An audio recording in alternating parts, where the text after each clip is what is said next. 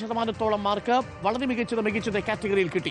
ഇന്നത്തെ ഏറ്റവും പ്രധാനപ്പെട്ട ചോദ്യങ്ങൾ ഒന്ന്, ആരാകണം മുഖ്യമന്ത്രി എന്നുള്ളതാണ്. ഓരോ പാർട്ടിയിലെയും 4 പേരെ വീതം, ആന്റോ ഗസ്റ്റിൻ മറ്റുള്ളവരൊക്കെ പലരും പല രീതികളിലാണ് അത് കൊടുത്തിരുന്നത്. ഇപ്പോൾ കോൺഗ്രസിന് 3 കൊടുക്കുമ്പോൾ, CPM 2 കൊടുക്കുമ്പോൾ, അല്ലെങ്കിൽ BJPക്ക് 1 കൊടുക്കുമ്പോൾ എന്ന മട്ടിൽ നിന്ന് മാറി ഓരോ പാർട്ടിയിൽ നിന്നും 4 പേരെ വീതം നമ്മൾ തെരഞ്ഞെടുത്തിട്ടുണ്ട്. കേരളത്തെ സംബന്ധിച്ചിടത്തോളം കേരളത്തിൽ മുഖ്യമന്ത്രി സ്ഥാനാർത്ഥിയായി പരിഗണിക്കുന്ന എല്ലാവരെയും ചേർത്തിട്ടുണ്ട്. അത് എല്ലാ പാർട്ടിക്കും 4 പേർ എന്നുള്ളതാണ്. അപ്പോൾ അതോടുകൂടി എല്ലാ മാർക്കും കറക്റ്റ് ആയിരിക്കും, വ്യത്യാസം ഉണ്ടാകത്തില്ല. അതെ, ഒരു ഭരണവിരുദ്ധ വികാരമുണ്ട് എന്ന മട്ടിൽ പ്രതിപക്ഷം പ്രചരണം ആരംഭിച്ചതാണ് ഷഫീഖ്. ഒടുവിൽ ഇപ്പോൾ എത്തി നിൽക്കുമ്പോൾ കട്ടയ്ക്ക് എന്ന് പ്രതിപക്ഷം പോലും തിരിച്ചറിയുന്ന സാഹചര്യമുണ്ട്. ആ ഘട്ടത്തിലാണ് കേരളം ആര് ഭരിക്കണമെന്ന ചോദ്യം നമ്മൾ ഇന്ന് ചോദിക്കുന്നത്. തീർച്ചയായും വളരെ പ്രധാനപ്പെട്ട ആ 2 ചോദ്യം കൂടി ഇന്ന് രാഷ്ട്രീയ കേരളത്തിന് അറിയാം. കേരളം ആര് ഭരിക്കുമെന്നുള്ളത് മാത്രമല്ല, ആരാകണം അടുത്ത മുഖ്യമന്ത്രി എന്ന ഏറ്റവും പ്രധാനപ്പെട്ട ചോദ്യത്തിന്റെ കൂടി ഉത്തരം ഇന്ന് ആളുകൾക്കറിയാം. പ്രിയപ്പെട്ട പ്രേക്ഷകരെ, എത്ര പേർ പങ്കെടുത്തു എന്ന ചോദ്യത്തിന് കൂടി ഉത്തരം. 68 ലക്ഷത്തോളം ആളുകൾ ഈ സർവേയുടെ വെബ്സൈറ്റ് സന്ദർശിച്ചു. 16.5 ലക്ഷം ആളുകളാണ് ഈ സർവേയിൽ പങ്കെടുത്തത്. ഫെബ്രുവരി 28-ാം തീയതി രാത്രി 10 മണി വരെയാണ് സർവേ ഉണ്ടായിരുന്നത്. അതിനുശേഷം സർവേ ചെയ്യാൻ നിങ്ങൾക്ക് അനുവാദമുണ്ടായിരുന്നില്ല. സർവേ ക്ലോസ് ചെയ്തിരുന്നു. ഓരോ മൊബൈൽ നമ്പറിൽ നിന്ന് ലഭിക്കുന്ന OTPയുടെ അടിസ്ഥാനത്തിലാണ് നിങ്ങളുടെ സർവേ പ്രതികരണങ്ങൾ നിങ്ങൾക്ക് സമർപ്പിക്കാൻ കഴിഞ്ഞിരുന്നത്. OTP ഉപയോഗിച്ച് വെരിഫൈ ചെയ്തതിന് ശേഷമാണ് ഒരു മൊബൈൽ നമ്പറിൽ നിന്ന് ഒരാൾക്ക് മാത്രം വോട്ട് ചെയ്യാൻ കഴിയുന്ന തരത്തിലാണ് നമ്മൾ സർവേ ക്രമീകരിച്ചിരുന്നതും. ഇന്ത്യയിലെ ആളുകളാണ്, കേരളത്തിലെ ആളുകൾ മാത്രമാണ് ഈ വോട്ടിൽ ഈ സർവേയിൽ പങ്കെടുത്തത് എന്നതുകൂടെ പ്രേക്ഷകരെ അറിയിക്കട്ടെ. ഏറ്റവും വലിയ സാമ്പിൾ സൈസുമായി റിപ്പോർട്ടർ ഓൺലൈൻ ഇലക്ഷൻ സർവേ 2026 അന്തിമ ഫലപ്രഖ്യാപനത്തിലേക്ക് പോകുന്നു. ആദ്യം നമ്മൾ വീണ്ടും വട്ടിയൂർക്കാവിലേക്കാണ് നമ്മൾ പോകുന്നത്. വലിയ രാഷ്ട്രീയ പരീക്ഷണങ്ങൾക്ക് വേദിയായ മണ്ഡലമാണ് വട്ടിയൂർക്കാവ്.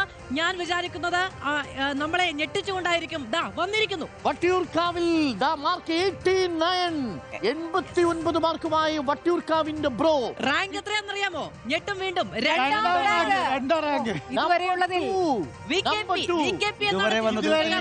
പ്രധാനപ്പെട്ട റാങ്ക്, മുന്നിലുള്ള റാങ്ക് ഇതുവരെ വന്നത്. അതെ, മണ്ഡലത്തിന്റെ എല്ലാ സമവാക്യങ്ങളെയും അത്ഭുതപ്പെടുത്തിക്കൊണ്ടാണ്. ആ സമവാക്യങ്ങളിൽ മാത്രമേ ഒരു സ്ഥാനാർത്ഥി വിജയിക്കുകയുള്ളൂ എന്ന് കരുതിയെടുത്താണ് VK പ്രശാന്ത് ജയിച്ചത്. VKP മേയറായി, അതിനുശേഷം തിരുവനന്തപുരം നഗരത്തിന്റെ ഹൃദയം കീഴടക്കി.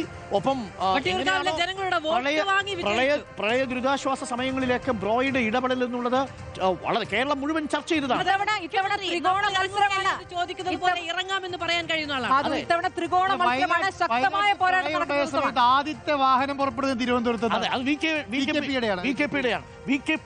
പ്രശാന്ത്, K മുരളീധരൻ, ശ്രീലേഖ 3 പേരും ശക്തരാണ്. ശ്രീലേഖ MLA ഓഫീസിൽ നിന്ന് ഇറക്കി വിട്ടപ്പോ വലിയ ജനപിന്തുണയോടുകൂടി സ്വന്തം മണ്ഡലത്തിൽ മറ്റൊരിടത്ത് ഓഫീസ് തുറന്ന VKP ഇക്കുറി മണ്ഡലം നിലനിർത്തുമോ എന്നുള്ളതാണ് ചോദ്യം. VKPയെ വട്ടിയൂർക്കാവിനെന്തോ ഇഷ്ടമാണ്. 2ാം റാങ്കാണ് കൊടുത്തിരിക്കുന്നത്. അതായത് നോക്കൂ, 89% ഇതുവരെ കിട്ടിയിട്ടില്ല. അത് മാത്രമല്ല, വട്ടിയൂർക്കാവിലെ ഈ റിസൾട്ട് വരുന്നതോടുകൂടിയിട്ട് നമ്മുടെ സർവേക്കകത്തുള്ള ആദ്യത്തെ ഏതാനും ആളുകളുടെ പിക്ചർ കൂടി പുറത്തു വരികയാണ്. 2ാം സ്ഥാനത്ത് VK പ്രശാന്ത് വരുന്നു, 3ാം സ്ഥാനത്ത് KU ജനീഷ് കുമാർ വരുന്നു, 4ാം സ്ഥാനത്ത് അഴീക്കോട് നിന്നും KV സുമേഷ് വരുന്നു, 5ാം സ്ഥാനത്ത് മുഖ്യമന്ത്രി പിണറായി വിജയൻ വരുന്നു, ചാണ്ടിയുമ്മൻ വരുന്നു. ഒരു വലിയ ചോദ്യം കൂടി ബാക്കി നിൽക്കുന്നു. 1ാം സ്ഥാനത്താര് ഇത്രയും ആളുകൾ മറികടന്ന് 1ാം സ്ഥാനത്ത് വരും എന്നുള്ള ഒരു വലിയ ചോദ്യം കൂടി ബാക്കി. അല്ല, 100 പേർ വോട്ട് ചെയ്തതിനകത്ത് 89 എന്ന് പറഞ്ഞാൽ 100 പേര് 89 പേർ വോട്ട് ചെയ്ത ഒരാൾക്കാണ്. അതെ, വട്ടിയൂർക്കാവ് മണ്ഡലത്തിൽ എന്തുകൊണ്ട് VK പ്രശാന്തിനെ ഇക്കുറി നിർത്തണം? നോക്കൂ, 2019 ഉപതെരഞ്ഞെടുപ്പിലൂടെയാണ് VK പ്രശാന്ത് വരുന്നത്. അതിനുശേഷം 2021 2 വർഷമേ കിട്ടിയുള്ളൂ. 2021 ലീഡ് ഉയർത്തി ശക്തമായ മത്സരത്തെ അതിജീവിച്ചുകൊണ്ടാണ്. വികാരനിർഭരമായ രംഗങ്ങൾക്കാണ് തിരുവനന്തപുരം നഗരസഭ അന്ന് സാക്ഷ്യം വഹിച്ചത്. മേയർ പോവാണെന്ന് പറയുമ്പോൾ അവിടെയുള്ളവർ കരയുകയായിരുന്നു. അത്രമേൽ ജനസമ്മതിയാണ്. തിരുവനന്തപുരം കണ്ട ഏറ്റവും മികച്ച മേയറാണ് എന്ന കാര്യത്തിൽ ഒരു സംശയമില്ല. ആ മേയർ മാത്രമല്ല, അതിന്റെ പ്രാധാന്യം പറഞ്ഞത് പിന്നീട് വന്ന മേയർമാരിലൂടെയാണ് നമ്മൾ ഈ VKPയുടെ പ്രാധാന്യം കൂടി തിരിച്ചറിഞ്ഞത്. അടുത്തത് വിവാദ മണ്ഡലമാണ്. ഇപ്പോൾ വിവാദമായിരിക്കുന്ന, ഇപ്പോൾ കേരളം ചർച്ച ചെയ്യുന്ന മണ്ഡലം പത്തനാപുരം മണ്ഡലത്തിലെ KB ഗണേഷ് കുമാർ MLAയുടെ മാർക്ക് ഒരു കാര്യം പ്രേക്ഷകരോട് ആദ്യമേ പറയണം. ഈ മാർക്ക് ഇട്ടത് ഈ വിവാദങ്ങൾ ഉണ്ടാവുന്നതിന് മുമ്പാണ്. 28-ാം തീയതി അല്ല, ഈ കാര്യത്തിനകത്ത് ജനകീയനാണ് MLA.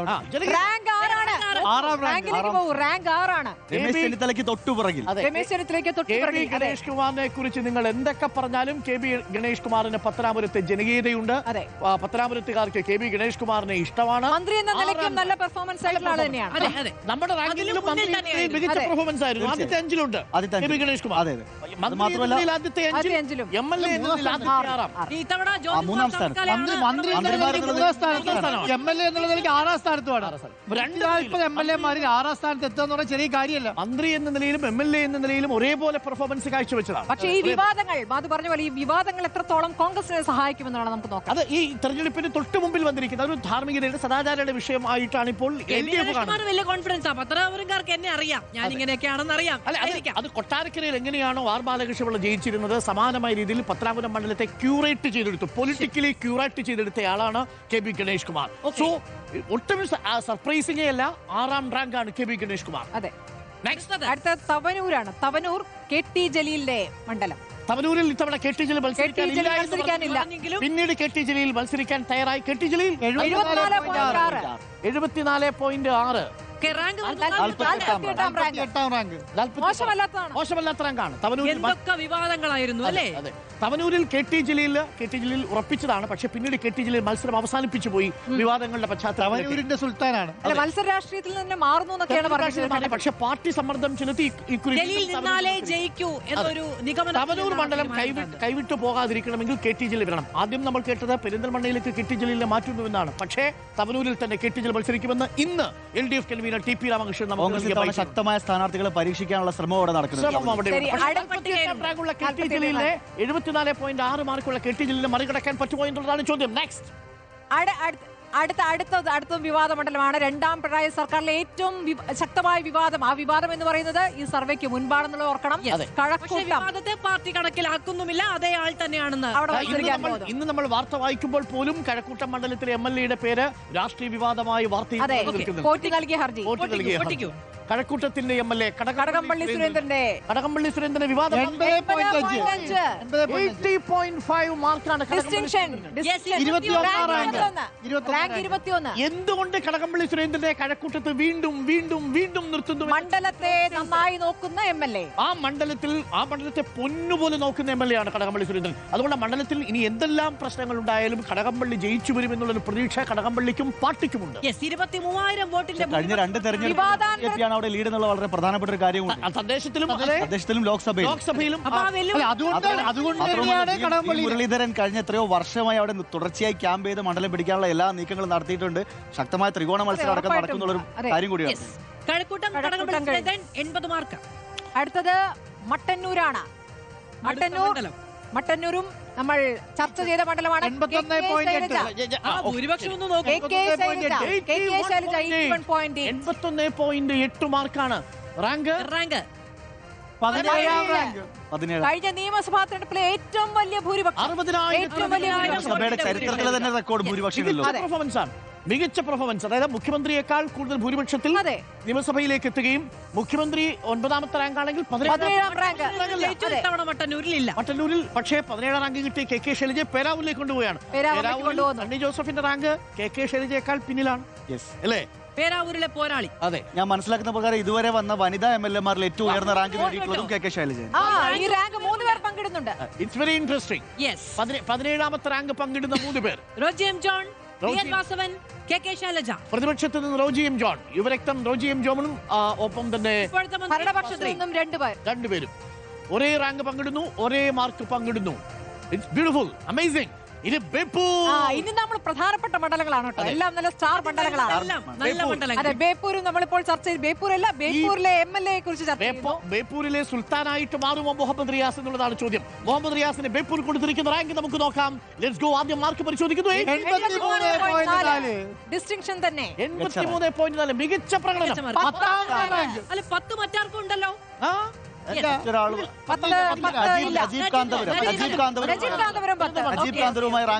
നജീബ് കാന്തപുരവുമായി PA മുഹമ്മദ് റിയാസ് 10ാമത്തെ റാങ്ക് ഷെയർ ചെയ്യുന്നു. ബേപ്പൂരിൽ 10 മാറ്റോടെ ലയണൽ മെസ്സിയുടെ നമ്പറാണെന്ന് തോന്നുന്നു അല്ലേ? സച്ചിൻ തെണ്ടുൽക്കറുടെ നമ്പർ 10 ആണെന്ന് തോന്നുന്നു അല്ലേ? അപ്പൊ എന്തായാലും റിയാസിന്റെ നമ്പറും 10 ആണ്. അപ്പൊ ഇക്കുറി 10ാം റാങ്ക് വാങ്ങിയ ബേപ്പൂരിലെ സുൽത്താൻ PA മുഹമ്മദ് റിയാസ് മത്സരത്തിനിറങ്ങുമ്പോൾ അപ്പുറത്ത് PV അൻവറാണ്. ശക്തമായ പോരാട്ടമാണ്. പിണറായിസത്തിന് മരുമകനിസത്തിന് എന്നൊക്കെയാണ് അദ്ദേഹം പറയുന്നത്.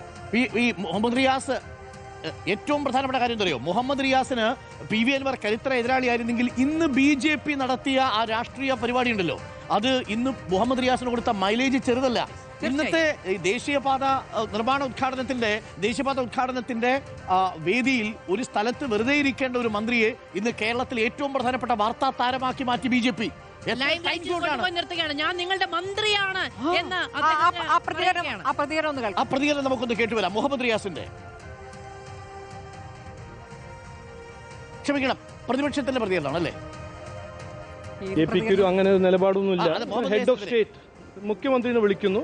ഗവൺമെന്റിന്റെ എത്രയോ പ്രോഗ്രാം ഇന്ന് പ്രഖ്യാപിക്കുന്നു, ഇനോഗ്രേറ്റ് ചെയ്യുന്നു. അപ്പോൾ മുഖ്യമന്ത്രിനെ വിളിച്ചു. ഇനിയിപ്പോൾ മുഖ്യമന്ത്രിനൊപ്പം മരുവനും കുടുംബം എല്ലാം വിളിക്കണമെന്ന് എവിടെ എഴുതിക്കുന്നത്? അദ്ദേഹത്തിന്റെ ഒപ്പം ആര് വരണം മുഖ്യമന്ത്രി തീരുമാനിക്കട്ടെ. ഇനിയിപ്പോൾ 30 ദിവസം കഴിഞ്ഞിട്ട് റിയാസും മന്ത്രിയാവില്ല, മുഖ്യമന്ത്രി ആവില്ല എന്ന് അവർക്കറിയാം. ബഹുമാന്യനായിട്ടുള്ള കേരളത്തിലെ മുഖ്യമന്ത്രിയെ വേദിയിലേക്ക് ക്ഷണിച്ചിട്ടുണ്ട്. മുഹമ്മദ് റിയാസിനെയും കൂടെ ക്ഷണിച്ചാൽ മാത്രമേ മുഖ്യമന്ത്രി പരിപാടിയിൽ പങ്കെടുക്കൂ എന്ന് പറഞ്ഞാൽ ഇതൊരു കുടുംബകാര്യമല്ല, ഇത് കേരളത്തിന്റെ പൊതുകാര്യമാണ്. മന്ത്രി മുഹമ്മദ് റിയാസിന്റെ പ്രതികരണം കൂടി. ഇവിടെ പ്രധാനമന്ത്രി ഉദ്ഘാടനത്തിന് അർഹനല്ല എന്ന് പറഞ്ഞിട്ട് സമാന്തര ഉദ്ഘാടനമല്ല നടത്തിയത്. ഇത് ഒരു പ്രതീകാത്മകമായ പ്രതിഷേധമാണ്. ഒരു ജനാധിപത്യ സംവിധാനത്തിൽ ഒരു നാട് തെരഞ്ഞെടുത്ത ഒരു സർക്കാരിൻ്റെ ഉത്തരവാദിത്തപ്പെട്ടവരെ അർഹതപ്പെട്ട പരിപാടികളിൽ നിന്നും ചവിട്ടി പുറത്താക്കുന്നതിന് തുല്യമായ സമീപനം സ്വീകരിക്കുന്നു. പിന്നെ വ്യക്തി അധിക്ഷേപം നടത്തുന്നു. അതിനെതിരെയുള്ള ഒരു പ്രതികരണമാണ്.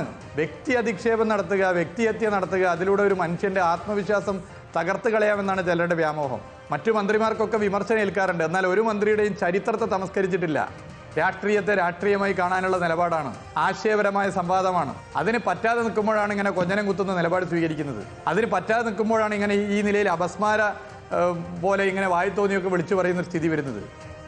ഇന്ന് മുഹമ്മദ് റിയാസിന്റെ ഷാർപ്പ് റിയാക്ഷൻ ആയിരുന്നു. മാത്രമല്ല ഈ മരുമോൻ എന്ന് പറയുന്ന പ്രയോഗം നടത്തി BJP ആണ് ഏറ്റവും കൂടുതൽ. മറ്റുള്ള പാർട്ടികളിൽ BJP ആണ് മരുമോൻ എന്നൊരു സുരേഷ് പറഞ്ഞ വാക്കുണ്ട്, അമ്മായിപ്പനോട് പോയി പറയും. സുരേഷ് പറഞ്ഞ വാക്കുണ്ട്, അമ്മായിപ്പനോട് പോയി പറയും. എന്ത് വാക്കാണ്? മോശം പ്രയോഗമാണ്. ഒന്നാമത് മരുമകനായിട്ടല്ല മുഹമ്മദ് റിയാസിന്റെ വരവ്. മുഹമ്മദ് റിയാസ് ഡിവൈഎഫ്ഐയുടെ സംസ്ഥാന പ്രസിഡന്റ് ആയിരുന്നു. അനുഭവ പരിമിതി കൊണ്ടാണ്. അതെ, ഡിവൈഎഫ്ഐയുടെ സംസ്ഥാന പ്രസിഡന്റ് ആയിരുന്നു. അതിനുശേഷം CPMന്റെ പ്രധാനപ്പെട്ട നേതാവാണ്. അപ്പോൾ ചെറുപ്പത്തിലെ രാഷ്ട്രീയത്തിലേക്ക് കടന്നു വന്നിരിക്കുന്ന ഒരു നേതാവ് മരുമകനായി മാത്രം പ്രതിഷ്ഠിക്കപ്പെടുന്നത് എന്ത് മോശമായ പ്രതികരണമാണ്. കാലം മുതൽ പോരാടി വന്ന നേതാവാണ്. SFIയുടെ കാലത്ത്, DYFIയുടെ കാലത്ത് പോരാടി വന്ന നേതാവാണ് മുഹമ്മദ് റിയാസ്. അല്ലാതെ ദിവസം രാവിലെ മുഹമ്മദ് റിയാസ് മുഖ്യമന്ത്രിയുടെ മകളെ കല്യാണം കഴിച്ച് നേരിട്ട് ഇങ്ങോട്ട് നൂലിൽ കെട്ടിയിറക്കിയതല്ല. പലരെയും പല കമ്പനിയുടെയും തലപ്പത്ത് പ്രതിഷ്ഠിച്ചതുപോലെ മരുമോനും അമ്മായിയപ്പനും എന്നുള്ളത് രാഷ്ട്രീയത്തിൽ മരുമകൻ അമ്മായിയപ്പൻ എന്നുള്ള പദപ്രയോഗം നടത്തുന്നത് റദ്ദ് ചെയ്യുകയാണ് മുഹമ്മദ് റിയാസിന്റെ രാഷ്ട്രീയ ചരിത്രത്തെ. അവിടെയാണ് ഇന്നത്തെ ദിവസം BJP മുഹമ്മദ് റിയാസിന് ബേപ്പൂർ കൈ കൊണ്ട് കൊടുത്തു എന്ന് ഞാൻ പറയും. അത്രമേൽ ഉയർന്നു പൊളിറ്റിക്കൽ ഗ്രാഫ്, അത്രമേൽ ഉയർന്നു. ഇന്നിപ്പോ പ്രധാനമന്ത്രിയുടെ ഉദ്ഘാടനമല്ല പ്രധാനപ്പെട്ട വാർത്ത. പ്രധാനമന്ത്രി അവിടെ സ്റ്റേജിൽ പ്രസംഗിക്കുന്ന സമയത്ത് ഒരു ബോക്സിൽ മുഹമ്മദ് റിയാസും ഒരു പ്രധാനമന്ത്രിയാണ്. എന്റെ ജീവിതത്തിൽ ഞാൻ ഒരു മാധ്യമ പ്രവർത്തകൻ എന്ന നിലയിൽ എന്റെ ജീവിതത്തിൽ ഇങ്ങനെ ആ 2 ഫ്രെയിം കണ്ടിട്ടില്ല. പ്രധാനമന്ത്രി സംസാരിക്കുമ്പോൾ നമ്മൾ നീറ്റായി പ്രധാനമന്ത്രി സംസാരിക്കുന്നതും എന്താണ് പ്രധാനമന്ത്രി പറയുന്നത് ടെക്സ്റ്റും കൊടുക്കലാണ് പതിവ്. ഇന്ന് പ്രധാനമന്ത്രിക്കൊപ്പം തുല്യമായി മറു സൈഡിൽ അപ്പുറത്ത് മുഹമ്മദ് റിയാസ് നടത്തുന്ന വലിയ റാലി നടക്കുകയാണ്. ഒരുപക്ഷെ പശ്ചിമ ബംഗാളിൽ മമത നടത്തുന്ന പോലെയൊക്കെയുള്ള അതാണ് അങ്ങനെ ഒരു പോരാട്ടം. അതായത് മുഖ്യമന്ത്രിയും സർക്കാർ തന്നെ പ്രധാനമന്ത്രിയുടെ പരിപാടി ബഹിഷ്കരിക്കുകയാണ്. അത്രയും വലിയൊരു പ്രതിഷേധം ഒരുപക്ഷെ കേരളത്തിന്റെ ഒരു സൗന്ദര്യം കൂടിയാണ്. എല്ലാ അനീതികളെയും വളരെ തുറന്നെതിർത്ത് ചോദ്യം ചെയ്യുന്നുള്ളൂ. മാത്രമല്ല എനിക്ക് ഇഷ്ടപ്പെടുന്ന വെച്ചാൽ UDF അതിനോട് പ്രതികരിച്ച രീതി കൂടി പറയണം. കുഞ്ഞാലിക്കുട്ടി പറഞ്ഞെന്നറിയോ, ഒരു ഇത്തരം കഞ്ഞിത്തരം കാണിക്കരുത് BJP എന്നാണ്. അവരുടെ വീട്ടിലെ പരിപാടിയല്ല എന്നാണ് പറഞ്ഞത്. രമേശ് ചെന്നിത്തല പറഞ്ഞു രാഷ്ട്രീയ നാടകം എന്നൊക്കെ പറഞ്ഞാൽ പോലും വീട്ടിലെ അമ്മായിപ്പിനെയൊക്കെ അന്വേഷിച്ചു പോയ പാർട്ടിക്ക് കേരളത്തിലെ പ്രതിപക്ഷ പാർട്ടിയാണ് പറയുന്നത് നിങ്ങളുടെ വീട്ടിലെ പരിപാടി അല്ലാതെന്ന്. അതെ. അപ്പൊ ഇത് വളരെ വളരെ ഗൗരവമേറിയ ഒരു വിഷയം. കേരളം എന്നൊരു വിഷയം വരുമ്പോൾ ഒറ്റക്കെട്ടാണ് എന്നുള്ള ഒരു കാര്യമുണ്ട്. അത് പ്രധാനപ്പെട്ട കാര്യമാണ്. ആ സ്റ്റേജ് നിങ്ങൾ ശ്രദ്ധിച്ചോ? അതെ, അതൊരു BJP പരിപാടിയായി മാറിയില്ലേ? അതെ, ആ സ്റ്റേജ് അവിടെ BJP സംസ്ഥാന അധ്യക്ഷൻ എന്താണ് കാര്യം? ആ പരിപാടിയുടെ ശോഭയെ കിട്ടു. പകരം ജനകീയ ഉത്സവത്തോടുകൂടി നടന്ന മന്ത്രിയുടെ പരിപാടിക്ക് വലിയ ജനകീയ പിന്തുണയും കിട്ടി. ബഹുമാനത്തിനൊരു കാര്യമുണ്ട്, അങ്ങോട്ട് കൊടുത്താലേ ഇങ്ങോട്ട് കിട്ടുള്ളൂ. മാധു, നമ്മളെ ഞെട്ടിച്ച കാര്യം 5880 കോടി രൂപ അങ്ങോട്ട് കൊടുത്താണ് ഭൂമി ഏറ്റെടുത്തത്. അതിന്റെ പേരിൽ കിഫ്ബിയുടെ പേരിൽ പിഴയിട്ട് സംസ്ഥാനത്തിന് കടമെടുപ്പ് പരിധിയിൽ ഉൾപ്പെടുത്തിയത് വഴി 12,000 കോടിയുടെ നഷ്ടം സംസ്ഥാന സർക്കാരിന് ഉണ്ടാക്കിയിട്ടുണ്ട്. എന്നിട്ടാണ് ഈ പണി കാണിച്ചത്. അപ്പൊ ഇതിൽ ഇന്നത്തെ ഈ BJPയുടെ നീക്കം വീണ്ടും ബേപ്പൂരിലെ മുഹമ്മദ് റിയാസിന്റെ പൊളിറ്റിക്കൽ ഗ്രാഫ് ഉയർത്തി എന്നുള്ളത് തന്നെയാണ് നമ്മളുടെ നിലപാട്. അപ്പോൾ നല്ല പെർഫോമൻസ് ആണ് കാഴ്ചവെച്ചിരിക്കുന്നത്. 10ാം റാങ്ക്. മെസ്സിയെ പോലെ വലിയ കളിക്കാരനായി മാറുകയാണ്. അതെ, ഒത്ത എതിരാളിയെ കിട്ടുമ്പോഴാണല്ലോ മെസ്സി പെർഫോം ചെയ്യുക. മികച്ച മന്ത്രി എന്ന ചോദ്യത്തിലും 5ാം റാങ്ക് ഉണ്ട്. 5ാം റാങ്ക്. മന്ത്രി എന്ന നിലയിലും മികച്ചതാണ്, MLA എന്ന നിലയിലും മികച്ചതാണ് എന്നുള്ളതാണ് മുഹമ്മദ് റിയാസിന്റെ പെർഫോമൻസ്. നെക്സ്റ്റ്, അടുത്ത കോൺസ്റ്റിറ്റ്യുവൻസിയിലേക്ക് നമ്മൾ പോകുന്നു. അടുത്തത് കൊണ്ടോട്ടിയല്ലേ? കൊണ്ടോട്ടിയിൽ ടി.വി. ഇബ്രാഹിം. ഇബ്രാഹിമിന് 43.9. ഇവിടെ പൊതുവേ ഒരു പാറ്റേൺ കാണുന്നുണ്ട്. സമാനമായി ആരും ജയിക്കൂല, പക്ഷെ ജയിച്ചു വരുന്ന MLA അത്ര വലിയ ജനകീയനുമല്ല. മണ്ഡലത്തിന്റെ ചരിത്രത്തിൽ ഇന്ന് വരെ ലീഗ് മാത്രം ജയിച്ചിട്ടുള്ള മണ്ഡലമാണ്. ഭൂരിപക്ഷം നോക്കൂ, ഇല്ലാത്ത മണ്ഡലം. അധികമുണ്ട് ഭൂരിപക്ഷം. അതാണ് ലീഗ് സ്ഥിരമായി ജയിക്കുന്ന സ്ഥിരം മണ്ഡലങ്ങളിൽ. അതെ, അപ്പൊ അതിന് വോട്ട് ചെയ്യേണ്ട കാര്യമില്ലല്ലോ. അവിടെ വർക്ക് ചെയ്തില്ലെങ്കിലും ജയിക്കും, വർക്ക് ചെയ്താലും ജയിക്കും എന്നുള്ളത് കൊണ്ടും വോട്ട് ചെയ്തില്ലെങ്കിലും കുഴപ്പമില്ല ഇദ്ദേഹം ജയിക്കും എന്നുള്ളത് കൊണ്ടും അല്ല, രണ്ടാമത്തെ പ്രശ്നം കൂടി ഉണ്ട്. കാര്യം ഈ കംഫർട്ട് സോണിൽ നിൽക്കുന്ന MLA-മാരുടെ എല്ലാ മാർക്ക് നിങ്ങൾ നോക്കൂ. അതിൽ കുഞ്ഞാലിക്കുട്ടി ഒഴികെ ബാക്കിയുള്ളവരുടെ ഒക്കെ മാർക്ക് കുറവില്ല, പിന്നില്ല. കാര്യം കംഫർട്ട് പുതുപ്പള്ളിയിൽ പക്ഷെ അതേസമയം ലീഗിലെ യുവ MLA-മാർ താരതമ്യേന മികച്ച പെർഫോമൻസ് കാണിക്കുന്നുണ്ട്. ലീഗിനകത്ത് വരുന്ന ഒരു തലമുറ മാറ്റം എന്നുള്ള ഒരു ആവശ്യത്തിന്റെ ഒരു പ്രതിഫലനം കൂടി ഇതിനകത്ത് വേണമെങ്കിൽ നമുക്ക് വായിച്ചെടുക്കാം. പൊളിറ്റിക്കൽ അംബീഷ്യസ് ആയിട്ടുള്ള ചില നേതാക്കളുണ്ട്. മികച്ച മാർക്ക് ഇപ്പൊ നോക്കൂ, ടി.വി. ഇബ്രാഹിമിന് അറിയാം മുസ്ലിം ലീഗിൽ കൊണ്ടോട്ടി മണ്ഡലം തനിക്ക് സേഫായ മണ്ഡലമാണ്. എന്നാൽ ഈ മണ്ഡലത്തിന് അപ്പുറത്തേക്ക് വളരാനായിട്ട് ഇബ്രാഹിമിനും ആഗ്രഹമില്ല. അതുകൊണ്ട് തന്നെ ആ മണ്ഡലത്തിന് അപ്പുറത്ത്. പക്ഷെ നജീബ് കാന്തപുരം അങ്ങനല്ല. ഇദ്ദേഹത്തെ വളർത്താൻ ജനങ്ങൾക്ക് പക്ഷെ ജയിപ്പിക്കാൻ ആഗ്രഹമുണ്ട്. അതെ, അപ്പൊ ഇനി നമുക്ക് നെക്സ്റ്റ്. അടുത്തതും വിവാദം ഉണ്ടായ ഒരു സ്ഥലമാണ് സുൽത്താൻ ബത്തേരി. അവസാന നിമിഷം വരെ ഇപ്പോഴും IC ബാലകൃഷ്ണൻ മത്സരിക്കുമോ ഇല്ലയോ എന്ന വളരെ കുറവാണ്. അപ്പോൾ NM വിജയന്റെ മരണം എന്ന വിഷയം അല്ലെ അവിടെ 114ാം റാങ്കിലേക്ക് ഏറ്റവും മോശം റാങ്കുകളിൽ ഒന്നായി മാറുന്നു IC ബാലകൃഷ്ണൻ സുൽത്താൻ ബത്തേരി MLA. പല കാരണങ്ങളുണ്ട്. അത് ഒന്ന്, ആ മണ്ഡലത്തിൽ തന്നെ കോൺഗ്രസുകാർക്കിടയിൽ IC ബാലകൃഷ്ണനോടുള്ള താല്പര്യക്കുറവ്, വിജയന്റെ മരണത്തിനു ശേഷം ആ മണ്ഡലത്തിൽ ഉയർന്നിരിക്കുന്ന ആന്റി ഇൻകുംബൻസി ഒക്കെ വളരെ ശക്തമാണ്. പക്ഷേ ബത്തേരി മണ്ഡലത്തിനൊരു കോൺഗ്രസിന്റെ ചായ്വുണ്ട്. 11,822 ആണ് അവിടുത്തെ ഭൂരിപക്ഷം. ഈ ഒറ്റ കാര്യമാണ് IC ബാലകൃഷ്ണൻ നിർത്തണോ വേണ്ടയോ എന്ന് പാർട്ടി അവസാന നിമിഷം വരെയും ആശങ്കയിലായതിന്റെ കാരണവും. ഏറ്റവും മോശം പെർഫോമൻസുകളിൽ ഒന്ന് IC ബാലകൃഷ്ണന്റേതാണ്. സുൽത്താൻ ബത്തേരിയിലെ പെർഫോമൻസ് വളരെ ദയനീയമാണ്. പരാജയപ്പെട്ടു. നമ്മൾ പാസ് മാർക്ക് വെച്ച് നോക്കിയാൽ പരാജയപ്പെട്ടു എന്ന് പറയാം. ജനവിധിയിൽ പരാജയപ്പെട്ടു എന്ന് വേണമെങ്കിൽ പറയാം. ഏറ്റവും പുറകിലുള്ള റാങ്കുകളിലൊന്നും. മാത്രമല്ല ഒട്ടേറെ വിവാദങ്ങൾ ഉണ്ടായിരുന്നു. IC ബാലകൃഷ്ണന്റെ പേരിലുള്ള ഫണ്ട് തട്ടിപ്പാരോപണം, സർവീസ് സഹകരണ ബാങ്കുമായി ബന്ധപ്പെട്ടുള്ള വിഷയങ്ങൾ. ഇതിലൊക്കെ ഒടുവിൽ ജാമ്യം കിട്ടാതെ ഒളിച്ചു പോകേണ്ടി വരുന്ന സാഹചര്യം പോലും ഉണ്ടായി. അത് ആ മണ്ഡലത്തിന് തന്നെ വലിയ ബുദ്ധിമുട്ടുണ്ടാക്കി. അതുകൊണ്ട് തന്നെ ജനങ്ങൾ IC ബാലകൃഷ്ണന്റെ പെർഫോമൻസിനെ പോസിറ്റീവായി കാണുന്നില്ല. 114 എന്ന് പറഞ്ഞാൽ ആന്റി ഇൻകുംബൻസി ഉള്ള പക്ഷേ മണ്ഡലത്തിന്റെ രാഷ്ട്രീയ സ്വഭാവം കോൺഗ്രസ് ആണ്. മണ്ഡലത്തിന്റെ രാഷ്ട്രീയ സ്വഭാവം കോൺഗ്രസിന് രാഷ്ട്രീയ സ്വഭാവമുണ്ട്. നമ്മൾ ചെങ്ങന്നൂരിലേക്കാണ് പോകുന്നത്. സജി ചെറിയാന്റെ മണ്ഡലം. അതെ, വാർത്ത സൃഷ്ടിക്കുന്ന മന്ത്രിയുടെ മണ്ഡലം. അതെ, നിരന്തരം വാർത്ത സൃഷ്ടിച്ചുകൊണ്ടേയിരിക്കും. വാർത്ത സൃഷ്ടിക്കുന്നത് മികച്ച റാങ്കാണ് സജി ചെറിയാൻ. മന്ത്രി എന്ന നിലയിലും സജി ചെറിയാൻ 10 പേരെ പിന്നിലാക്കി 30ാം റാങ്ക് സ്വന്തമാക്കിയിരിക്കുകയാണ്. ചെങ്ങന്നൂരിൽ അതുകൊണ്ട് സജി ചെറിയാൻ ഇപ്പോഴും സേഫ് ആണെന്ന് പറയും. ചെങ്ങന്നൂർ മന്ത്രി എന്ന നിലയിൽ അദ്ദേഹം സർവേയിൽ മണ്ഡലത്തിൽ MLA എന്ന നിലയിൽ വളരെ മുന്നിലാണ്. മാത്രമല്ല ഷഫീഖ് ഓർമ്മിക്കുന്നില്ലേ, വെള്ളം കയറുന്ന സമയത്ത് സജി ചെറിയാന്റെ കരച്ചിൽ ചെറിയാന്റെ കരച്ചിൽ ഇപ്പോഴും സജി ചെറിയാന്റെ വികാരങ്ങൾ അവിടെ ചെങ്ങന്നൂർ. ഞാൻ വീണ്ടും ഫെസ്റ്റിന്റെ കാര്യം പറയുന്ന കാര്യം, അവിടെ ഒരു ഗംഭീരമായ ഫെസ്റ്റ് നടക്കുന്നുണ്ട്. ആ ഫെസ്റ്റുകൾ അടക്കം ഒരുപാട് സംഘടിപ്പിച്ച് മണ്ഡലത്തിൽ സജീവ സാന്നിധ്യമാണ്. ആ മണ്ഡലത്തിലാർക്ക് ഇപ്പോ കുന്തവും കുടച്ചക്രവും ഒക്കെ ഒരു ഇന്റലക്ച്വൽ എലീറ്റ് ഡിസ്കസ് ചെയ്ത വിഷയമാണ്. അവിടുത്തെ സാധാരണക്കാരിടയിൽപ്പെട്ടാൽ സജി ചെറിയാന് അത്ര വലിയ ജനകീയതയുണ്ട്. അത് മാത്രമല്ല സജി ചെറിയാൻ എന്ന് പറഞ്ഞിട്ടുണ്ടെങ്കിൽ അവിടെ ബൈക്ക് എടുത്ത് യാത്ര ചെയ്ത് ഓരോ വീടുകളിൽ പോകുന്ന ആളുകളുടെ നിലയ്ക്ക് വളരെ ജനകീയമാണ്. ബൈക്ക് എടുത്ത് പോയപ്പോ ഹെൽമെറ്റ് വെച്ചിട്ടില്ലാത്തൊരു കേസും. അല്ല, കഴിഞ്ഞ തെരഞ്ഞെടുപ്പ് കാലത്ത് അദ്ദേഹം വീട് കയറുന്ന വീഡിയോകൾ വളരെ വൈറലായിരുന്നു. ഓരോ വീട്ടിലും ചെന്നിട്ട് ചേച്ചിമാരുടെ പേരൊക്കെ വിളിച്ച് വളരെ സൗഹൃദത്തിലുള്ള ആ നാട്ടിൽ ഗ്രാമീണ തലത്തിൽ അദ്ദേഹത്തിന് അങ്ങനെ കേരളത്തിൽ എണ്ണം പറഞ്ഞ ഇത്തരം നേതാക്കന്മാർ കുറവാണ് കേട്ടോ. അത് രണ്ട് പാർട്ടിയിലും കുറവാണ്. അവിടെയാണ് സജി ചെറിയാൻ വ്യത്യസ്തമാവുന്നത്. വോട്ടർമാരുടെ പേരെടുത്ത് വിളിച്ചു പറഞ്ഞു പോകാൻ കഴിയുന്നത് സജി ചെറിയാൻ 30ാം റാങ്ക്. അടുത്തത് കൽപ്പറ്റയും നമ്മൾ കഴിഞ്ഞ കുറച്ച് ദിവസങ്ങളായി ചർച്ച ചെയ്തുകൊണ്ടിരിക്കുകയാണ്. കൽപ്പറ്റയിൽ ടി സിദ്ദിഖിന്റെ പെർഫോമൻസ് നല്ല പോയിന്റ് ആണ്. Rank 15ാം rank. ടി സിദ്ദിഖിന് ആ കൂക്കി വിളി അർഹതയില്ലാത്ത കൂക്കി വിളിയായിരുന്നു. അതൊരു രാഷ്ട്രീയ കൂക്കുവിളിയായിരുന്നു എന്നതിന്റെ 100%. കൃത്യമായ തെളിവ്. അത് CPM തന്നെ തള്ളിക്കളയുകയും ചെയ്തു. കൽപ്പറ്റ മണ്ഡലത്തിൽ നോക്കൂ, IC ബാലകൃഷ്ണനും പിന്നിൽ പോവുകയും സിദ്ദിഖിന് മുന്നിൽ വരാൻ കഴിഞ്ഞ ഏറ്റവും പ്രധാനപ്പെട്ട ഫാക്ടർ എന്നറിയോ? ടി സിദ്ദിഖ് എന്തൊക്കെ വിവാദങ്ങളുണ്ടെങ്കിലും ആ മണ്ഡലത്തിലെ എല്ലാ ജനകീയ വിഷയങ്ങളിലും മുൻപിലുണ്ട്. നിങ്ങൾ അവിടുത്തെ സിദ്ദിഖ് നടത്തിയ സമരങ്ങൾ നോക്കൂ. താഴെ എനിക്കിപ്പോഴും ഓർമ്മയുണ്ട്, ആ വളവ് മുതൽ അങ്ങ് കൽപ്പറ്റയിൽ വരെ റോഡിന്റെ ഹൈവേയുമായിട്ട് ബന്ധപ്പെട്ട് കുരുക്കഴിക്കാൻ വേണ്ടിയിട്ട് നടത്തിയ യാത്രയുണ്ട്. ഈ ഉരുൾപൊട്ടൽ ഉണ്ടാവുന്ന സമയത്ത് നമ്മൾ കാണുകയല്ലേ അവസ്ഥ ലോകത്തെ അറിയിക്കാൻ മാധ്യമങ്ങളടക്കം ആശ്രയിക്കുകയും ചെയ്ത ടി സിദ്ദിഖ് ആ സമയത്ത് നടത്തിയ ഇടപെടൽ കൽപ്പറ്റക്കാരും വയനാടുകാരും ഓർമ്മിക്കും. പ്രത്യേകിച്ച് ഈ കൽപ്പറ്റ മണ്ഡലം വരുന്നത്, ഈ മേപ്പാടി വരുന്നത് കൽപ്പറ്റയിലാണല്ലോ അല്ലേ?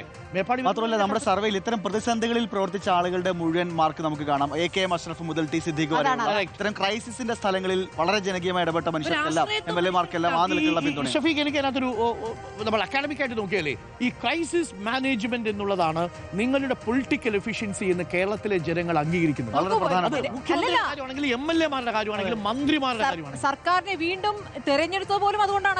ഇപ്പൊ എന്തുകൊണ്ടാണ് ശൈലജ ടീച്ചർ കേരളത്തിൽ ഒരു ഫിഗറായി മാറുന്നത്? എങ്ങനെയാണ് ആ ക്രൈസിസ് മാനേജർ എന്ന നിലയിൽ വരുന്നത്?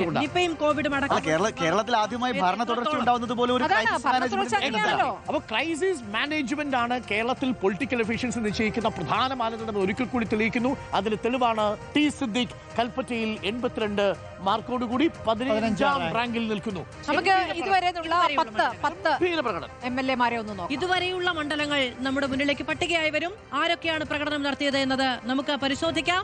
രണ്ടാം റാങ്കുകാരൻ VK പ്രശാന്ത്, 6ാം rank KV Ganesh Kumar, 10 PA Muhammad Riyas, ഏറ്റവും പിന്നിൽ 114ാം റാങ്കുമായി IC Balakrishnan, 15 T Siddique, 17 KK Shailaja, 21 Kadakampally. നോക്കൂ, KK ശൈലജയേക്കാൾ മുന്നിലാണ് ടി സിദ്ദിഖ്. KK ശൈലജയേക്കാൾ മുന്നിലാണ് ടി സിദ്ദിഖ്. മികച്ച പ്രകടനം ടി സിദ്ദിഖിന്റേതും അതേപോലെ VK പ്രശാന്തിന്റേതും. പ്രേക്ഷകർ ഏറ്റവും കൂടുതൽ ജനകീയ കേരളത്തിലെ ഏറ്റവും വലിയ ജനപങ്കാളിത്തമുള്ള സർവേ 16 ലക്ഷം വോട്ടർമാർ നേരിട്ട് വിധി എഴുതിയ സർവേയുടെ ഫലമാണ് പ്രേക്ഷകർ കണ്ടുകൊണ്ടിരിക്കുന്നത്. അന്തിമ ഫലപ്രഖ്യാപനത്തിലേക്ക് നമ്മൾ തുടരുന്നു. ഇനി അടുത്തത് നമുക്ക് ഗുരുവായൂരിലേക്ക് പോകാം. ഗുരുവായൂരിൽ CPM-ന്റെ NK അക്ബറിന് മാർക്ക് എത്ര? അദ്ദേഹത്തിന്റെ റാങ്കും മാർക്കും 72.1 മാർക്ക്. മോശമല്ലാത്ത മാർക്കാണ്, റാങ്കാണ്. NK അക്ബർ ഗുരുവായൂരിൽ ഇക്കുറി ഒരുപാട് പേര് ഗുരുവായൂർ സീറ്റ് വെച്ച് മാറാനൊക്കെയുള്ള ആലോചന മുസ്ലിം ലീഗും കോൺഗ്രസും തമ്മിലുണ്ടായിരുന്നു. അപ്പോൾ NK അക്ബർ ഗുരുവായൂരിൽ മികച്ച പെർഫോമൻസ്, നല്ല ഭൂരിപക്ഷത്തിൽ ജയിച്ച MLA ആണ്. അതെ, 61ാം റാങ്കുമായി NK അക്ബറിന്റെ മിന്നും പ്രകടനം എന്ന് വേണമെങ്കിൽ പറയാം. ഗുരുവായൂരിൽ മോശമല്ലാത്ത പ്രകടനം അല്ലേ? ഗുരുവായൂരിൽ NK അക്ബർ വരുമ്പോൾ ഒരു ഭംഗി കൂടിയുണ്ട്. മാത്രമല്ല ലീഗിൽ നിന്ന് ഇടതുപക്ഷം പിടിച്ചെടുത്ത മണ്ഡലമാണ്, അത് തീർച്ചയായും നിലനിർത്തി കൊണ്ടുപോകുന്നു. ഇനിയും നിലനിർത്താനുള്ള ഒരു കരുത്ത് ഇവിടെ കാണാൻ. അതെ, എബോവ് ആവറേജ് പെർഫോമൻസ് ആണ്. ഇനി കോവളം മണ്ഡലത്തിലേക്കാണ് പോകുന്നത്. M വിൻസെന്റ് എത്ര മാർക്ക്? 41 മാർക്ക് മാത്രം. 41 മാർക്കാണ്. എന്ത് സംഭവിച്ചു? 105ാം റാങ്കും. Rank Congress MLA. പക്ഷേ കഴിഞ്ഞ തവണത്തെ ഭൂരിപക്ഷം നോക്കൂ, 11,562. അതെ, വിവാദങ്ങളുടെ നടുവിലാണ് M വിൻസെന്റ് കഴിഞ്ഞ തവണ ഭൂരിപക്ഷം നേടുന്നതെന്ന് ഓർമ്മിക്കണം. അദ്ദേഹത്തിനെതിരെ ഒരു കേസുണ്ടായിരുന്നു. ആ കേസുമായി ബന്ധപ്പെട്ട ജയിലിൽ പോകുന്ന സാഹചര്യം, അവിടുന്ന് ജാമ്യം കിട്ടുന്ന സാഹചര്യം. എന്നിട്ടും M വിൻസെന്റ് കോവളത്ത് വിജയിച്ചു. അത്ര ജനകീയനാണ്. പക്ഷേ ജനകീയനാണെങ്കിലും പെർഫോമൻസിന്റെ കാര്യത്തിൽ കോവളം അത്ര മികച്ച മാർക്കല്ല കൊടുക്കുന്നത്. 41.1 മാർക്കേ കൊടുക്കുന്നുള്ളൂ. കഷ്ടിച്ച് പാസ്സായി എന്ന് പറയാം. 105ാം റാങ്കുമാണ്. മെച്ചപ്പെട്ട നിലനിർത്തുക എന്ന് പറയുന്നത് പ്രതിപക്ഷത്തിന് വലിയ ബാധ്യതയിൽ. പക്ഷേ കോവളത്ത് വിൻസെന്റ് ഇപ്പോഴും ജനകീയനാണ്, പക്ഷേ പെർഫോമൻസ് വൈസ് പിന്നിലാണ്. കയ്പമംഗലത്ത് ET ടൈസൺ ഇത്തവണ പറവൂരിലാണ് പ്രതിപക്ഷ നേതാവിന്റെ എതിരാളിയാണ്.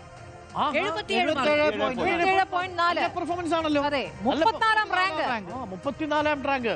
അപ്പോൾ പ്രതിപക്ഷ നേതാവിന് ശക്തനായ എതിരാളിയാണ്. കയ്പമംഗലത്തെ 34ാം റാങ്ക് നേടി ET ടൈസൺ 13ാം റാങ്ക് നേടിയ പ്രതിപക്ഷ നേതാവിന്റെ അടുത്തേക്ക് വരുന്നു. അവിടെ കുറച്ച് പാർട്ടിയുമായി ബന്ധപ്പെട്ട് ചില പ്രശ്നങ്ങളുണ്ട്, അതുകൊണ്ടാണ് സ്ഥാനാർത്ഥിത്വ മാറ്റമൊക്കെ സംഭവിക്കുന്നത്. പക്ഷെ അപ്പോഴും വോട്ട് സമാഹരിക്കാൻ കഴിയും എന്നുള്ളതാണ് ആത്മവിശ്വാസം. കയ്പമംഗലം പക്ഷേ CPയുടെ ശക്തമായ മണ്ഡലമാണ്. ടൈസൺ മാസ്റ്റർ ഗംഭീരമായ പ്രകടനമാണ് അവിടെ കാഴ്ചവെച്ചിരിക്കുന്നത്. മോശമല്ല. ഈ റാങ്ക് സേവ്യർ ചിറ്റിലപ്പള്ളിയുമായി ഈ റാങ്ക് രണ്ടും ഒരേ മുന്നണിയിലെ MLA-മാർ, രണ്ട് പാർട്ടിയാണെങ്കിലും.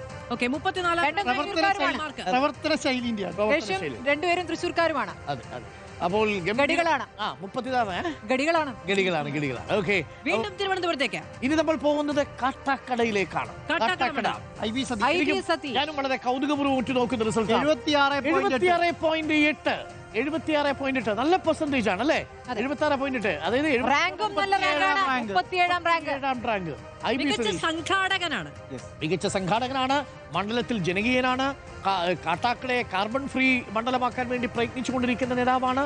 ഒരുപാട് ഇന്നോവേറ്റീവായ സംരംഭങ്ങളുടെ തുടക്കക്കാരനാണ്. വിദ്യാർത്ഥികൾക്കും ചെറുപ്പക്കാർക്കും ഒക്കെ സംരംഭകർക്കും ഒക്കെ വളരെ പ്രിയപ്പെട്ടവനാണ്. ചെറുകിട കേരളീയം പോലെയുള്ള പരിപാടിയുടെ സംഘാടനമൊക്കെ ഏൽപ്പിച്ചത് IB സതീഷിനെയാണ്. ഈ നമ്മുടെ സ്റ്റാർട്ടപ്പിനെ കുറിച്ചൊക്കെ ചർച്ച തുടങ്ങുന്ന സമയത്ത് തന്നെ അതിനു മുൻപേ മണ്ഡലത്തിൽ ഇത് പരീക്ഷിക്കാനുള്ള ത്രാണിയുണ്ടായിരുന്ന IB സതീഷിനോട് 5 മിനിറ്റ് ആരെങ്കിലും സംസാരിച്ചാൽ നമ്മുടെ കുടുംബത്തിലെ ഒരാൾ എന്ന നിലയ്ക്ക് ആധിപത്യം മാത്രമല്ല വളരെ സൗമ്യമായ സംസാരം. കൊടുങ്കാറ്റ് പോലെ വന്നാലുണ്ടല്ലോ കുറച്ചു നേരം സതീഷോട് സംസാരിച്ചു കഴിഞ്ഞാൽ മന്ദമാരുതനാകും എന്നുള്ളൊരു പ്രത്യേകതയുണ്ട്. മാത്രമല്ല നമ്മൾ നേരത്തെ നജീബ് കാന്തപുരത്തെ കൊണ്ടൊക്കെ പറഞ്ഞ പോലെ മണ്ഡലത്തിൽ ധാരാളം പദ്ധതികൾ ജിയോകളുമായി സഹകരിച്ച് പ്രാദേശിക കൂട്ടായ്മകളുമായി സഹകരിച്ച് അങ്ങനെ ഇന്നോവേറ്റീവായ പല പദ്ധതികളും മണ്ഡലത്തിൽ നടപ്പാക്കി വലിയ രീതിയിൽ വിജയം നേടിയ MLA എന്നുള്ളത്. അതായത് എവിടെ നിന്ന് കിട്ടുന്ന ഏതൊരു ആശയവും മണ്ഡലത്തിൽ എങ്ങനെ ഉപയോഗിക്കാം എന്ന് ചിന്തിക്കുന്ന മണ്ഡലം മാത്രമേ ഉള്ളൂ. CR മഹേഷിന്റെ കാര്യം പറഞ്ഞതുപോലെ, നജീബ് കാന്തപുരത്തിന്റെ കാര്യം പറഞ്ഞതുപോലെ, കാട്ടാക്കടയിൽ MB IB സതീഷ് 37ാം റാങ്ക്. ഇനി നമ്മൾ അടുത്തത് ഉപതെരഞ്ഞെടുപ്പിൽ MLA ആയ അധിക സമയം കിട്ടിയിട്ടില്ല, കുറച്ച് സമയം കിട്ടിയിട്ടുണ്ട്. രാധാകൃഷ്ണന് ശേഷം വളരെ കുറച്ച് സമയം മാത്രമേ ചേലക്കരയിൽ UR പ്രദീപിന് കിട്ടിയിട്ടുള്ളൂ. പക്ഷേ 79 മാർക്ക് കൊടുക്കുന്നുണ്ട്. 79 മാർക്ക് ചുരുങ്ങിയ സമയം കൊണ്ട് അല്ലേ? 28ാം റാങ്ക്. അപ്പം മാർക്കാണ് ചേലക്കര ഇക്കുറി നോക്കണ്ട എന്നുള്ളത് ഇതിനകത്ത് സൂചനയുണ്ട്. കഴിഞ്ഞ ഉപതെരഞ്ഞെടുപ്പിൽ അത്ര വലിയ മുന്നേറ്റം ഉണ്ടാക്കാൻ UDF സാധിക്കുമ്പോഴും ചേലക്കര CPM-നോടൊപ്പം നിന്നു എന്നുള്ളതാണ്. ചേലക്കര ഭൂരിപക്ഷത്തിൽ M നൗഷാദുമായിട്ട് ഷെയർ ചെയ്യുന്നത്. ഒരേ പാർട്ടിയിലെ 2 MLA-മാർ. പക്ഷേ ചേലക്കര മണ്ഡലത്തിൽ ഈ ഇദ്ദേഹം വന്നതിന് ശേഷം കുറച്ച് ഇനിഷ്യേഷൻസ് ഉണ്ടായിട്ടുണ്ട്, ഇനിഷ്യേറ്റീവുകൾ വന്നിട്ടുണ്ട്. കാരണം അവിടുത്തെ റോഡുകൾ വളരെ മോശമായിരുന്നു. നമ്മൾ തന്നെ നേരിട്ട് റിപ്പോർട്ട് ചെയ്തതാണ്. എല്ലാ നേതാക്കന്മാരും പോയി റോഡുകൾ കാണുകയും ചെയ്തു. അതിനുശേഷം ചില മാറ്റങ്ങളൊക്കെ ചേലക്കരയിൽ സംഭവിക്കുന്നു. വളരെ കുറച്ച് സമയമേ കിട്ടിയുള്ളൂ, ജഡ്ജ് ചെയ്യാനായിട്ടില്ല എന്നുള്ളതാണ്. എന്തായാലും ഒരു പുതുമുഖം വരുന്ന സമയത്തെ അവിടെ എന്തെങ്കിലുമൊക്കെ ചെയ്യാൻ ശ്രമിക്കുന്നു എന്ന് തോന്നലുണ്ടായി. മാത്രമല്ല മാധു, ഇദ്ദേഹത്തോടൊപ്പം ജയിച്ചു കയറിയ മറ്റൊരു MLA ഉണ്ട്. ആ MLA എവിടെയാണെന്ന് അറിയാമല്ലോ ഇപ്പോൾ. അപ്പോൾ ചേലക്കരയും ഒരേ ജില്ലയിൽ ഒന്ന് തൃശ്ശൂരും ഒന്ന് പാലക്കാട്. അപ്പോൾ ഗംഭീര പെർഫോമൻസ് ആണ് ചേലക്കരയിൽ. ഇനി നമുക്ക് ആ MLA-യുടെ മാർക്ക് വരാനിരിക്കുന്നേ. കാത്തിരിക്കുന്ന ഒരു മാർക്കാണ്. അടുത്തത് ആറ്റിങ്ങലിലേക്കാണ്. OS അംബിക ഇത്തവണ മത്സരിക്കാനില്ല. OS അംബിക ഇത്തവണ ഭൂരിപക്ഷമായിരുന്നു എന്നുള്ളതാണ്. OS അംബിക കഴിഞ്ഞ തവണ വലിയ ഭൂരിപക്ഷമാണ്, 31,000. ആറ്റിങ്ങൽ മണ്ഡലത്തിൽ 66ാം റാങ്കാണ്. മാർക്കും നല്ല മാർക്കാണ്, 66ാം റാങ്കാണ്. മാർക്ക് എവിടെ? അതാ മാർക്ക് 70 മുകളിൽ മാർക്കുണ്ട്. 71.5 എബോവ് ആവറേജ് പെർഫോമൻസ് ആണ് OS അംബികയുടേത്. മണ്ഡലത്തിൽ മികച്ച പെർഫോമൻസ് ആണ്. 71.5 ആണ് ആറ്റിങ്ങൽ. പക്ഷെ ആറ്റിങ്ങലിന്റെ സ്വഭാവം അറിയാലോ, ഒരു ഇടത് മണ്ണാണ് ആറ്റിങ്ങൽ, ഉഴുതുമറിച്ച ഇടത് മണ്ണാണ്. അവിടെ മറ്റൊരു ചെടിയും വേരുപിടിക്കില്ല എന്നതാണ്. ഇനി നമ്മൾ കൊച്ചിയിലെ നമ്മുടെ KJ മാക്സിയുടെ മാക്സിമം പെർഫോമൻസ് 72.3. നല്ല പ്രകടനം. കൊച്ചിയെ സംബന്ധിച്ച് കൊച്ചിയിലാണ് എന്നും കൂടെ ഓർക്കണം. 59ാം റാങ്ക് KJ മാക്സി. CPM നേതാവ് KJ മാക്സി 59ാം റാങ്ക്. ഉറച്ച കോട്ടയിൽ അവിടെയാണ് CPM 72.3 തോപ്പിക്കുന്നതിനെ കുറിച്ച് ആലോചിച്ചുകൊണ്ടിരിക്കുക. അതെ, 14,079 ആയിരുന്നു അന്നത്തെ ഭൂരിപക്ഷം. ഇത്തവണ KJ മാക്സിയുടെ പെർഫോമൻസ് മോശമല്ല എന്നതുകൂടി വരുമ്പോൾ കോൺഗ്രസിനെ സംബന്ധിച്ച് നല്ല ഈ റാങ്കും ഷെയർ ചെയ്യുന്നുണ്ട്. സച്ചിൻ ദേവുമായിട്ടാണ് KJ മാക്സി റാങ്ക് ഷെയർ ചെയ്യുന്നത്. 3 പേരുമായിട്ട് പ്രസാദും സച്ചിൻ കൊള്ളാം. 3 പേരും ഒരു യുവരക്തം Sachin, P Prasad and KJ Maxi. 72 mark, 59ാം റാങ്ക്. 70 മുകളിലുള്ള മാർക്കെല്ലാം ഉണ്ടല്ലോ, അത് കൊള്ളാം എന്ന് വോട്ടർമാർ പറയുന്നതിന് സൂചന. 70 മുകളിലാണെങ്കിൽ കൊള്ളാം എന്നതാണല്ലോ സാധാരണ പറയുക. 80 മുകളിലേക്ക് പോയാൽ എക്സലന്റ്, വളരെ മികച്ചത് എന്നതാണ് പറയുക. കായംകുളത്തേക്കാണ് പോകുന്നത്. പ്രതിഭയുടെ മണ്ഡലം. യു പ്രതിഭയുടെ റാങ്ക് നമുക്ക് നോക്കാം. ഡിസ്റ്റിങ്ഷൻ യു പ്രതിഭയ്ക്ക് MLA എന്ന നിലയിൽ ഡിസ്റ്റിങ്ഷൻ മാർക്ക് 22ാം റാങ്ക്. ആ റാങ്കിനൊക്കെ കുറച്ചൊരു മാറ്റം കൂടും കേട്ടോ. കാരണം പ്രതിഭ അവിടെ പോരടിച്ച് നിൽക്കുന്ന പാർട്ടിക്കകത്തെ എതിരാളികളോട് കൂടിയാണ് പോരടിച്ച് നിൽക്കുന്നത് പ്രതിഭ. അതെ അല്ലേ? അവിടെ നമുക്ക് അറിയാം ഈ സൈബർ അറ്റാക്ക് ഒക്കെ എത്രത്തോളം പ്രതിരോധിക്കേണ്ടി വന്നു. പക്ഷെ അപ്പോഴും പ്രതിഭ പാർട്ടി ലൈനിൽ തന്നെ നിന്നു. പല വാദങ്ങളും കേട്ടു, പല അഭ്യൂഹങ്ങളും കേട്ടു. പാർട്ടി വിടാൻ പോകുന്നു, മറ്റൊരു സ്ഥലത്തേക്ക് ചേക്കേറാൻ പോകുന്നു എന്നൊക്കെ കേട്ടു. പക്ഷെ അതെല്ലാം മാറ്റി അഭ്യൂഹങ്ങൾ മാത്രമായി മിന്നും പ്രകടനത്തോടു കൂടി ഇടയിലും ജനങ്ങളുടെ മനസ്സുകൂടി അവർക്കൊപ്പം നിൽക്കുന്നു എന്നതാണ് ഈ സർവേ തെളിയിക്കുന്നത്. മാത്രമല്ല യു പ്രതിഭ ഒരു രാഷ്ട്രീയ പ്രതിഭയാണ്. പ്രതിഭയല്ല, പ്രതിഭാസമാണ്. അടുത്തത് നെയ്യാറ്റിൻകരയിലേക്കാണ്. Ansalan CPIM MLA 71.8 rank. എത്രയാണ്? 64ാം റാങ്ക്. എത്ര മികച്ച MLA മാരെയാണല്ലേ ഇപ്പോൾ കാണുന്നത്. കെ ആൻസലൻ നെയ്യാറ്റിൻകര 64ാം റാങ്ക് 71.8. നല്ല പ്രകടനമാണ് അല്ലേ? മോശമല്ലാത്ത പ്രകടനം. 14,262 വോട്ടിന്റെ ഭൂരിപക്ഷത്തിൽ ജയിച്ച കെ ആൻസലൻ നെയ്യാറ്റിൻകര മണ്ഡലത്തോട് നീതി പുലർത്തി. മണ്ഡലത്തിലുള്ളവർ നൽകുന്ന മാർക്ക് 71. മണ്ഡലത്തോട് നീതി പുലർത്തി MLA. നമുക്ക് മലബാറിലേക്ക്, മഞ്ചേരിയിലേക്ക്. മഞ്ചേരിയിൽ UA ലത്തീഫിന്റെ റാങ്ക് ലീഗിന്റെ UA ലത്തീഫിന് റാങ്ക് 28.5. റാങ്ക് 115 റാങ്കേ ഉള്ളൂ. UA ലത്തീഫിന് കുറച്ചുകൂടിയൊക്കെ മെച്ചപ്പെടുത്താമായിരുന്നു. അതും ഇതേപോലെയാണ്. അതായത് ലീഗിന്റെ ഉറച്ച മണ്ഡലം, പ്രവണത കൂടിയുണ്ട്. നല്ല ഭൂരിപക്ഷം. ഈ സർവേയിൽ നമ്മൾ കാണുന്നത് സ്വയം വിരമിക്കൽ പ്രഖ്യാപിച്ച MLA മാരുടെ ഒക്കെ പോയിന്റ് താരതമ്യേന വളരെ പുറകിലാണ്. കെ ബാബു ആയിക്കോട്ടെ, KP മജീദ് ആയിക്കോട്ടെ, പാസീവായി. അവരിനിയൊന്നും ഇനി ആ മണ്ഡലത്തിൽ ഇനി ഒരു മതിയാക്കിയ മാനസികാവസ്ഥ. അതെ, ഒരു വെല്ലുവിളിയില്ല അവരുടെ മുന്നിൽ അല്ലേ? അത് മാത്രമല്ല, ഒരുപക്ഷെ മണ്ഡലത്തിലെ ആളുകളും ഇനി മറ്റൊരു MLA വരാം. അപ്പൊ അതുകൊണ്ട് തന്നെ അദ്ദേഹത്തെ റേറ്റ് ചെയ്യുന്നതിലൊക്കെ കാണുന്നുണ്ട്. 23 MLA മാർ റാങ്ക് പങ്കിടുന്നുണ്ട്. അതുകൊണ്ട് 117 റാങ്ക് വരെ ഉള്ളൂ. അപ്പൊ 117ാമത്തെ റാങ്കിൽ 115ാമത്തെ റാങ്കാണ്. 140 MLA മാരുണ്ടെങ്കിലും 117 റാങ്കേ ഉള്ളൂ. ചില റാങ്കുകളൊക്കെ ഷെയർ ചെയ്യുന്നു. അങ്ങനെ വരുമ്പോ ഏറ്റവും താഴെ പിന്നിൽ നിന്ന് മൂന്നാമതാണ്. ലത്തീഫിന്റെ പ്രകടനം വളരെ വളരെ മോശം എന്ന് വേണമെങ്കിൽ വിധിയെഴുത്തിലൂടെ നമുക്ക് വായിച്ചെടുക്കാം എന്നുള്ളതാണ്. നമുക്ക് രണ്ടാം ഘട്ടം ഒന്ന് ആകെ നോക്കിയാൽ രണ്ടാം ഘട്ടത്തിലെ 10 MLA മാരുടെ പ്രകടനത്തെ വിലയിരുത്തിയാൽ ആദ്യം പ്രതിഭ എത്തുന്നു. 22ാം rank 28 UR Pradeep, 34 ET Tyson. ഏറ്റവും പിന്നിൽ വീണ്ടും മുസ്ലിം ലീഗ് അല്ലേ? എല്ലാ പട്ടിക എടുക്കുമ്പോഴും ആ പട്ടികയുടെ ഒടുവിൽ മുസ്ലിം ലീഗിലെ വിരമിക്കുന്ന MLA മാർ നിൽക്കുന്നതാണ് കാണാൻ കഴിയുന്നത്. അതിൽ പാർട്ടി ഗൗരവമായി ലീഗ് വളരെ ഗൗരവത്തിൽ ആലോചിക്കേണ്ടതാണ്. യുവാക്കൾക്ക് കൂടുതൽ. അതേ മുസ്ലിം ലീഗിൽ നിന്ന് തന്നെ 10ാം റാങ്കിലേക്ക് വരുന്ന നജീബ് കാന്തറുണ്ട്, വളരെ മുന്നിലുള്ള AK അഷ്റഫ്, അതേ മണ്ഡലം പ്രവർത്തിക്കുന്ന MLA മാരെല്ലാം മുന്നിലാണ്. അത് മുസ്ലിം ലീഗ് എന്ന് പറയുന്ന പാർട്ടി ചിന്തിക്കേണ്ടത് പ്രവർത്തിക്കുന്ന MLA മാർക്ക് കൂടുതൽ അവസരം കൊടുക്കുക. ആ മണ്ഡലത്തിൽ നിങ്ങളെ ജയിക്കൂ, പക്ഷേ ആ മണ്ഡലത്തിലെ ജനങ്ങളോട് നീതി പുലർത്തുന്ന MLA മാരെ കൊടുക്കണം എന്നുള്ളതാണ് സർവേ റിസൾട്ട് പറയുന്നത്. ശരി, ഇവിടെ വളരെ പ്രധാനപ്പെട്ട ചോദ്യത്തിലേക്ക് നമ്മൾ ഇനി കടക്കും. കേരളത്തിന്റെ അടുത്ത മുഖ്യമന്ത്രി ആരാകണം എന്നൊരു ചോദ്യം വരാൻ പോവുകയാണ്. ഇനി നമ്മൾ ആ ചോദ്യം നമ്മൾ അടുത്ത സ്റ്റേജിൽ നമ്മൾ പ്രേക്ഷകരിലേക്ക് എത്തിക്കും അല്ലേ? കേരളം ആര് ഭരിക്കണം എന്ന ചോദ്യം, ഒപ്പം കേരളത്തിനടുത്ത മുഖ്യമന്ത്രി ആരാകണം എന്ന ചോദ്യം. അതിനു മുൻപ് കോട്ടയം നമുക്ക് നോക്കാം. തിരുവഞ്ചൂർ രാധാകൃഷ്ണൻ കാലങ്ങളായി ജയിച്ചു വരുന്ന മണ്ഡലം. അവിടെ 40.1 നല്ല കുറവുണ്ടല്ലോ. എന്തുപറ്റി? മാർക്കിൽ റാങ്കും 106ലേക്ക് എത്തിയിരിക്കുന്നു. സാധാരണത്തിൽ അങ്ങനെ വരേണ്ടതല്ല. തിരുവഞ്ചൂർ രാധാകൃഷ്ണൻ വളരെ ജനകീയനാണ്. ഇപ്പോഴും മണ്ഡലത്തിൽ സജീവ സാന്നിധ്യമാണ് തിരുവഞ്ചൂർ രാധാകൃഷ്ണൻ. 106ാം റാങ്കാണ് തിരുവഞ്ചൂർ രാധാകൃഷ്ണൻ ഉള്ളത്. ഭൂരിപക്ഷം നോക്കൂ. ഇതും ഒരു പക്ഷേ നമുക്ക് ലീഗിലെ ചില നേതാക്കളുടെ കാര്യത്തിൽ വന്ന പോലെ ആകാം. എപ്പോഴും ജയിക്കുന്ന ഇടം, പ്രത്യേകിച്ച് ഇങ്ങനെ വോട്ട് ചെയ്യേണ്ടതില്ല എന്ന് ആലോചിക്കാം. മാത്രമല്ല രാധാകൃഷ്ണൻ സ്വന്തമായിട്ട് വലിയ ഈ പറയുന്ന സോഷ്യൽ മീഡിയയിൽ ഒന്നുമില്ല. മണ്ണിനോടൊപ്പം നിൽക്കുന്ന ഒരു നേതാവാണ് തിരുവഞ്ചൂർ രാധാകൃഷ്ണൻ. ഇനി നമുക്ക് പുനലൂർ മണ്ഡലത്തിലേക്ക് പോകാം. മത്സരിക്കുന്നില്ല, പകരം അജയ് പ്രസാദാണ് പുനലൂരിൽ മത്സരിക്കുന്നത്. നല്ല മാർക്കാണ്, മികച്ച മാർക്കാണ്, ഡീസന്റ് മാർക്കാണ്. പുനലൂരിൽ 37,000 വോട്ടിന്റെ ഭൂരിപക്ഷത്തിന് ജയിച്ച മണ്ഡലമാണ്.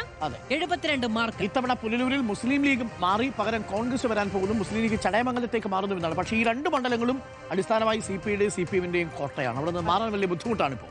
ശരി, ഇനിയിപ്പോ അടുത്ത ലീഗ് MLA ജനകീയനായ MLA ആണ്. മാത്രമല്ല സഭയിലും ആക്റ്റീവാണ്, സഭയ്ക്ക് പുറത്തും ആക്റ്റീവാണ്. 74.8 തെറ്റിക്കഴിഞ്ഞു. സഭയ്ക്കുള്ളിലും സഭയ്ക്ക് പുറത്തും ജനകീയനായ 46ാം റാങ്ക്.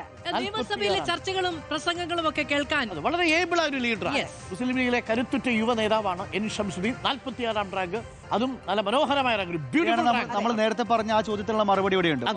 വളരെ ആക്റ്റീവായിട്ടുള്ള, സഭയിൽ ആക്റ്റീവായിട്ടുള്ള, എല്ലായിടത്തും വളരെ സജീവമായി ഇടപെടുന്ന MLA എന്നുള്ളതിൽ അദ്ദേഹം വളരെ മുന്നിലുണ്ട്. അതായത് മുസ്ലിം ലീഗിന്റെ ഈ MLA മാരുടെ പൊളിറ്റിക്കൽ ഗ്രാഫ് നോക്കിയാലുണ്ടല്ലോ, എവറസ്റ്റ് കൊടുമുടി പോലെ ഇരിക്കും. ഏറ്റവും മുകളിലും അവരുണ്ട്, ഏറ്റവും താഴെയുണ്ട്. മുസ്ലിം ലീഗിന്റെ പെർഫോമൻസിന്റെ അവസ്ഥ. ബാക്കി എല്ലാ പാർട്ടികളും അങ്ങനെ ഡീസന്റ് ആണ്, ഒരു ലെവലിൽ നിൽക്കും. ഇത്തവണ ഷംസുദ്ദീൻ MLA-ക്കെതിരെ ഒരു പടയൊരുക്കമൊക്കെ മണ്ണാർക്കാട് ഉണ്ടായിരുന്നു ലീഗിൽ നിന്ന്. പക്ഷേ ഷംസുദ്ദീൻ തന്നെയാണ് മത്സരിക്കുന്നത്. മണ്ണാർക്കാട് മാറ്റേണ്ട കാര്യമില്ല. അതെ, 46 റാങ്ക് നേടി 74 മാർക്ക്, 25 മാർക്കേ കുറഞ്ഞിട്ടുള്ളൂ ഷംസുദ്ദീൻ. അതും പ്രതിപക്ഷത്തിരിക്കുന്ന MLA ആണെന്ന് ഓർമ്മിക്കണം. മണ്ണാർക്കാട് പോലുള്ള മണ്ഡലമാണ് എന്നുള്ളത് ഓർമ്മിക്കണം. അട്ടപ്പാടി അടക്കം വരുന്നത് മണ്ണാർക്കാട് മണ്ഡലത്തിന്റെ പരിധിയിലാണല്ലോ. അപ്പോൾ അടുത്തത് പാറശാലയിലേക്ക് CPM MLA CK Harindran. Parassala MLA CK Harindran മികച്ച മാർക്ക്. മണ്ഡലത്തിൽ വളരെ ജനകീയനായ MLA. 18ാം റാങ്ക്. നമുക്ക് ആദ്യ 20-നുള്ളിലേക്കൊക്കെ വരാൻ കഴിയുന്ന ഒരാളെന്ന് പറയുമ്പോൾ എത്ര നല്ല പ്രവർത്തനം ആ മണ്ഡലത്തിൽ ഉണ്ടായിരിക്കണം എന്നുള്ളത് നമുക്ക് കാണാൻ കഴിയുന്നതാണ്.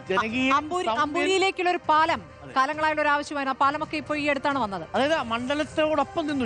ഞാൻ ഇപ്പോഴും ഞാൻ പറയുന്നു, വീണ്ടും ഇന്നലത്തെ അതേ തീസിസ് തന്നെ, മണ്ഡലത്തിലെ MLA-മാരുടെ ജനപ്രിയതയാണ് ഇക്കുറി സർക്കാരിനെ സംബന്ധിച്ചുള്ള ഏറ്റവും വലിയ ഇൻവെസ്റ്റ്മെന്റ്, നിക്ഷേപം. ആ ജനപ്രിയതയെ മറികടക്കുക എന്നതാണ് UDF-ന് മേലുള്ള വെല്ലുവിളി. ഇവരൊന്നും രാഷ്ട്രീയ പ്രതികരണങ്ങളിലോ ചർച്ചകളൊന്നും നമ്മൾ കാണാറില്ല. വെറുപ്പിച്ചിട്ടില്ല. വലിയ പിന്നാക്കാവസ്ഥ മേഖലയാണ്. ഈ വന്യമൃഗങ്ങളുമായി ബന്ധപ്പെട്ട പ്രശ്നമുള്ള ഇടമാണ്. അവിടെയൊക്കെ ജനങ്ങളിലേക്ക് ഇറങ്ങി ചെല്ലുന്നത്. അമ്പൂരിലെ ഒരു പാലം എന്ന് പറയുന്നത് ജനങ്ങൾക്ക് വിശ്വാസമുള്ള ഒരു MLA ആയി നിങ്ങൾ ആ പേരെടുത്താൽ MLA മാറ്റം കഴിയില്ല. അതാണ് കാട്ടാക്കടയിൽ IB സുധീഷിന്റെ കാര്യം, അതേപോലെ പാറശാലയിൽ ഹരീന്ദ്രന്റെ കാര്യം. ഇവരെയൊക്കെ ആൻസലിനൊക്കെ ഇതേ പെർഫോമൻസ് കാഴ്ചവെക്കും.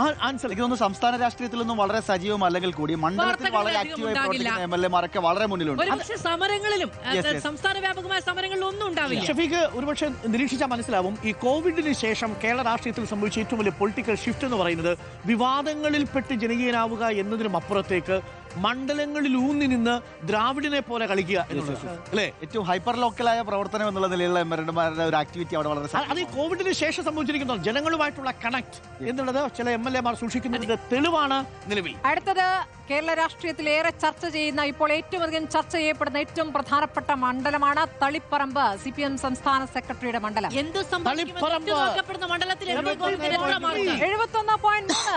പാർട്ടി സെക്രട്ടറി ആയിട്ട് ഇരിക്കുമ്പോഴും ഗോവിന്ദ മാഷ് നിരാശപ്പെടുത്തിയില്ല. അതെ, 67ാം റാങ്കും. 67ാം റാങ്ക്. വളരെ കരുത്തുറ്റ നേതാവായി നിൽക്കുമ്പോഴും കരുത്തൻ പ്രകടനമായി കരുത്തൻ MLA ആയി കൂടി നിൽക്കുന്നു. എം വി ഗോവിന്ദൻ ഇനി മത്സരിക്കുന്നില്ല, പകരം ഭാര്യ ശ്യാമള മത്സരിക്കാനിരിക്കുന്നു. 22,689 വോട്ടിന്റെ ഭൂരിപക്ഷത്തിലാണ് ഗോവിന്ദ മാഷ് ജയിച്ചു വരുന്നത്. 67ാമത്തെ റാങ്കാണ്. Decent rank, neat rank, clear rank. ഇത്രയും വലിയ ഭൂരിപക്ഷമുള്ള ഒരു മണ്ഡലത്തിലാണ് ഒരുപക്ഷെ അടിയൊഴുക്കുകൾ മാറും ഈ സ്ഥാനാർത്ഥിത്വവുമായി ബന്ധപ്പെട്ട ആശങ്ക പാർട്ടിക്കുണ്ടായത്.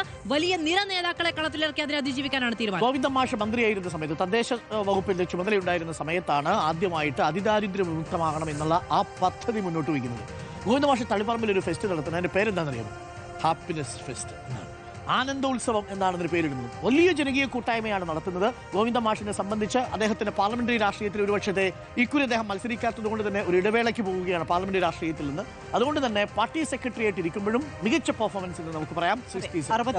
ഉന്നതരായ നേതാക്കളുടെ ഒരു ശ്രേണി പരിശോധിക്കും. ഗോവിന്ദൻ മാഷ്, അതേപോലെ തന്നെ VD സതീശൻ അടങ്ങുന്ന, സണ്ണി ജോസഫ് അടങ്ങുന്ന ഉന്നത നേതാക്കളുടെ ഒരു ശ്രേണി പരിശോധിക്കുമ്പോൾ താരതമ്യേന അല്പം പുറകിലാണ് ഗോവിന്ദ മാഷ് എന്ന് വിലയിരുത്തുന്നത്. അത് KPCC അധ്യക്ഷനുമായി പരിഗണിക്കുമ്പോഴും കുറച്ച് പിന്നിലാണ്. പക്ഷേ 5 വർഷം പാർട്ടിയുടെ ചുമതലയുണ്ടാവുക എന്നുള്ളത് പ്രധാനപ്പെട്ട കാര്യം. അതോടൊപ്പം MLA ആവുക, മന്ത്രിയാവുക, 3 ചുമതലകളും ഉണ്ടായിരുന്നു എന്നുള്ളത്. റാങ്ക് ഷെയർ ചെയ്യപ്പെടുന്നു EK വിജയനുമായി. EK വിജയനുമായിട്ട് റാങ്ക് ഷെയർ ചെയ്യുന്നു 71.3. ഇനി നമ്മൾ വള്ളിക്കുന്നിലേക്കാണ് പോകുന്നത്. വള്ളിക്കുന്നിലെ P. അബ്ദുൽ ഹമീദ്, മുസ്ലിം ലീഗിലെ P. അബ്ദുൽ ഹമീദ് 39.6. 39.6. വള്ളിക്കുന്നും പറയുന്ന പോലെ 107ാം റാങ്കാണ്. വള്ളിക്കുന്നും പറയുന്ന പോലെ ലീഗിന്റെ ഉറച്ച സ്ഥലമാണ്, കോട്ടയാണ്. ലീഗിന്റെ ഉറച്ച സ്ഥലങ്ങളിൽ നിന്ന് ഏറ്റവും കംഫർട്ടബിൾ ആയിട്ട് വിജയിച്ചു വരുന്ന MLA-മാരുടെ മോശം പെർഫോമൻസിന്റെ ഇൻഡെക്സിൽ P. അബ്ദുൽ ഹമീദ് കൂടി. വള്ളിക്കുന്ന് 14,116 വോട്ടിൽ. ലീഗും INL-ഉം പരസ്പരം മത്സരിക്കുന്ന മണ്ഡലം കൂടിയാണ്. അത് ലീഗ് രാഷ്ട്രീയം മാത്രം അവിടെ പ്രവർത്തിക്കുന്ന ഒരു ലീഗിന്റെ കംഫർട്ട് സോൺ. ആ കംഫർട്ട് സോണിൽ വീണ്ടും പതിവ് പോലെ അത്ര മെച്ചമല്ലാത്ത പ്രകടനം. ആലത്തൂർ KD പ്രസേനൻ ഇക്കുറി മത്സരിക്കുന്നില്ല അല്ലേ? ആലത്തൂരിൽ KD പ്രസേനൻ ഇക്കുറി മത്സരിക്കുന്നില്ല. ആലത്തൂരിൽ നല്ല പ്രകടനം.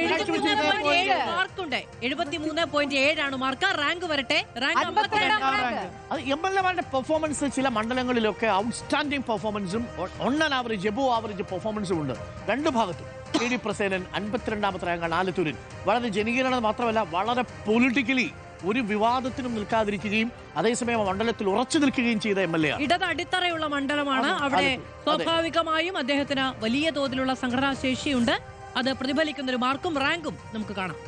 പാലക്കാട്ടെ കാർഷിക ഗ്രാമങ്ങളെ മുഴുവൻ പ്രതിനിധീകരിക്കുന്ന മണ്ഡലം. കർഷകരുടെ ഒരു പെർഫോമൻസിലൂടെയാണ് കൂടിയാണ് അദ്ദേഹം അവിടെ ഒരു ജനകീയ. അവിടുത്തെ ഒരു കൂട്ടായ്മ. ഞാൻ അവിടുത്തെ ശാസ്ത്ര സാഹിത്യ പരിഷത്തിലേക്ക് പ്രവർത്തനങ്ങൾ നോക്കിയിട്ടുണ്ട്. വളരെ മുന്നിട്ട് നിന്ന് ഈ പ്രവർത്തനങ്ങൾക്കെല്ലാം നേതൃത്വം നൽകുന്ന ജനകീയമായിട്ടുള്ള എല്ലാ പരിപാടികളിലും പ്രസേനൻ മുൻപിലുണ്ടാവും. എന്നാൽ നിങ്ങൾക്ക് സ്റ്റേറ്റ് ലീഡർഷിപ്പിന്റെയോ ടെലിവിഷൻ ചർച്ചയുടെ മുന്നിലൊന്നും നിങ്ങൾക്ക് KD പ്രസേനെ കാണാൻ കഴിയില്ല.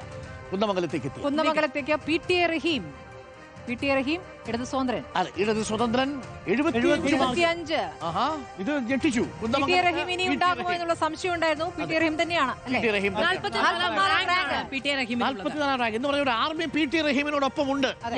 എന്തിനും പോകുന്ന ഒരു ആർമി പി.ടി. റഹീമിനോടൊപ്പമുണ്ട്. 10,276 ഭൂരിപക്ഷമാണ് കഴിഞ്ഞ തവണയെങ്കിൽ ഇക്കുറി 75 മാർക്ക് വാങ്ങിയിരിക്കുന്നു. 44 റാങ്ക് മോശമല്ലാത്ത റാങ്കാണ്. കുണ്ടറയിലേക്കാണ് പോകുന്നത്. പി.സി. വിഷ്ണുനാഥ്, കുണ്ടറയുടെ പി.സി. വിഷ്ണുനാഥ് പ്രതിപക്ഷത്തെ ശക്തനായ MLA ആണ്. സഭയിൽ നല്ല പ്രകടനമാണ്. 70.8 പിടിച്ചെടുത്ത മണ്ഡലം. Average performance. മേഴ്സിക്കുട്ടിയമ്മയെ തോൽപ്പിച്ച് പിടിച്ചെടുത്ത മണ്ഡലം. അതും പാർട്ടിയുടെ 71 റാങ്ക്. മോശമല്ലാത്ത റാങ്കാണ്. എബോ ആവറേജ് റാങ്ക് എന്ന് പറയാം.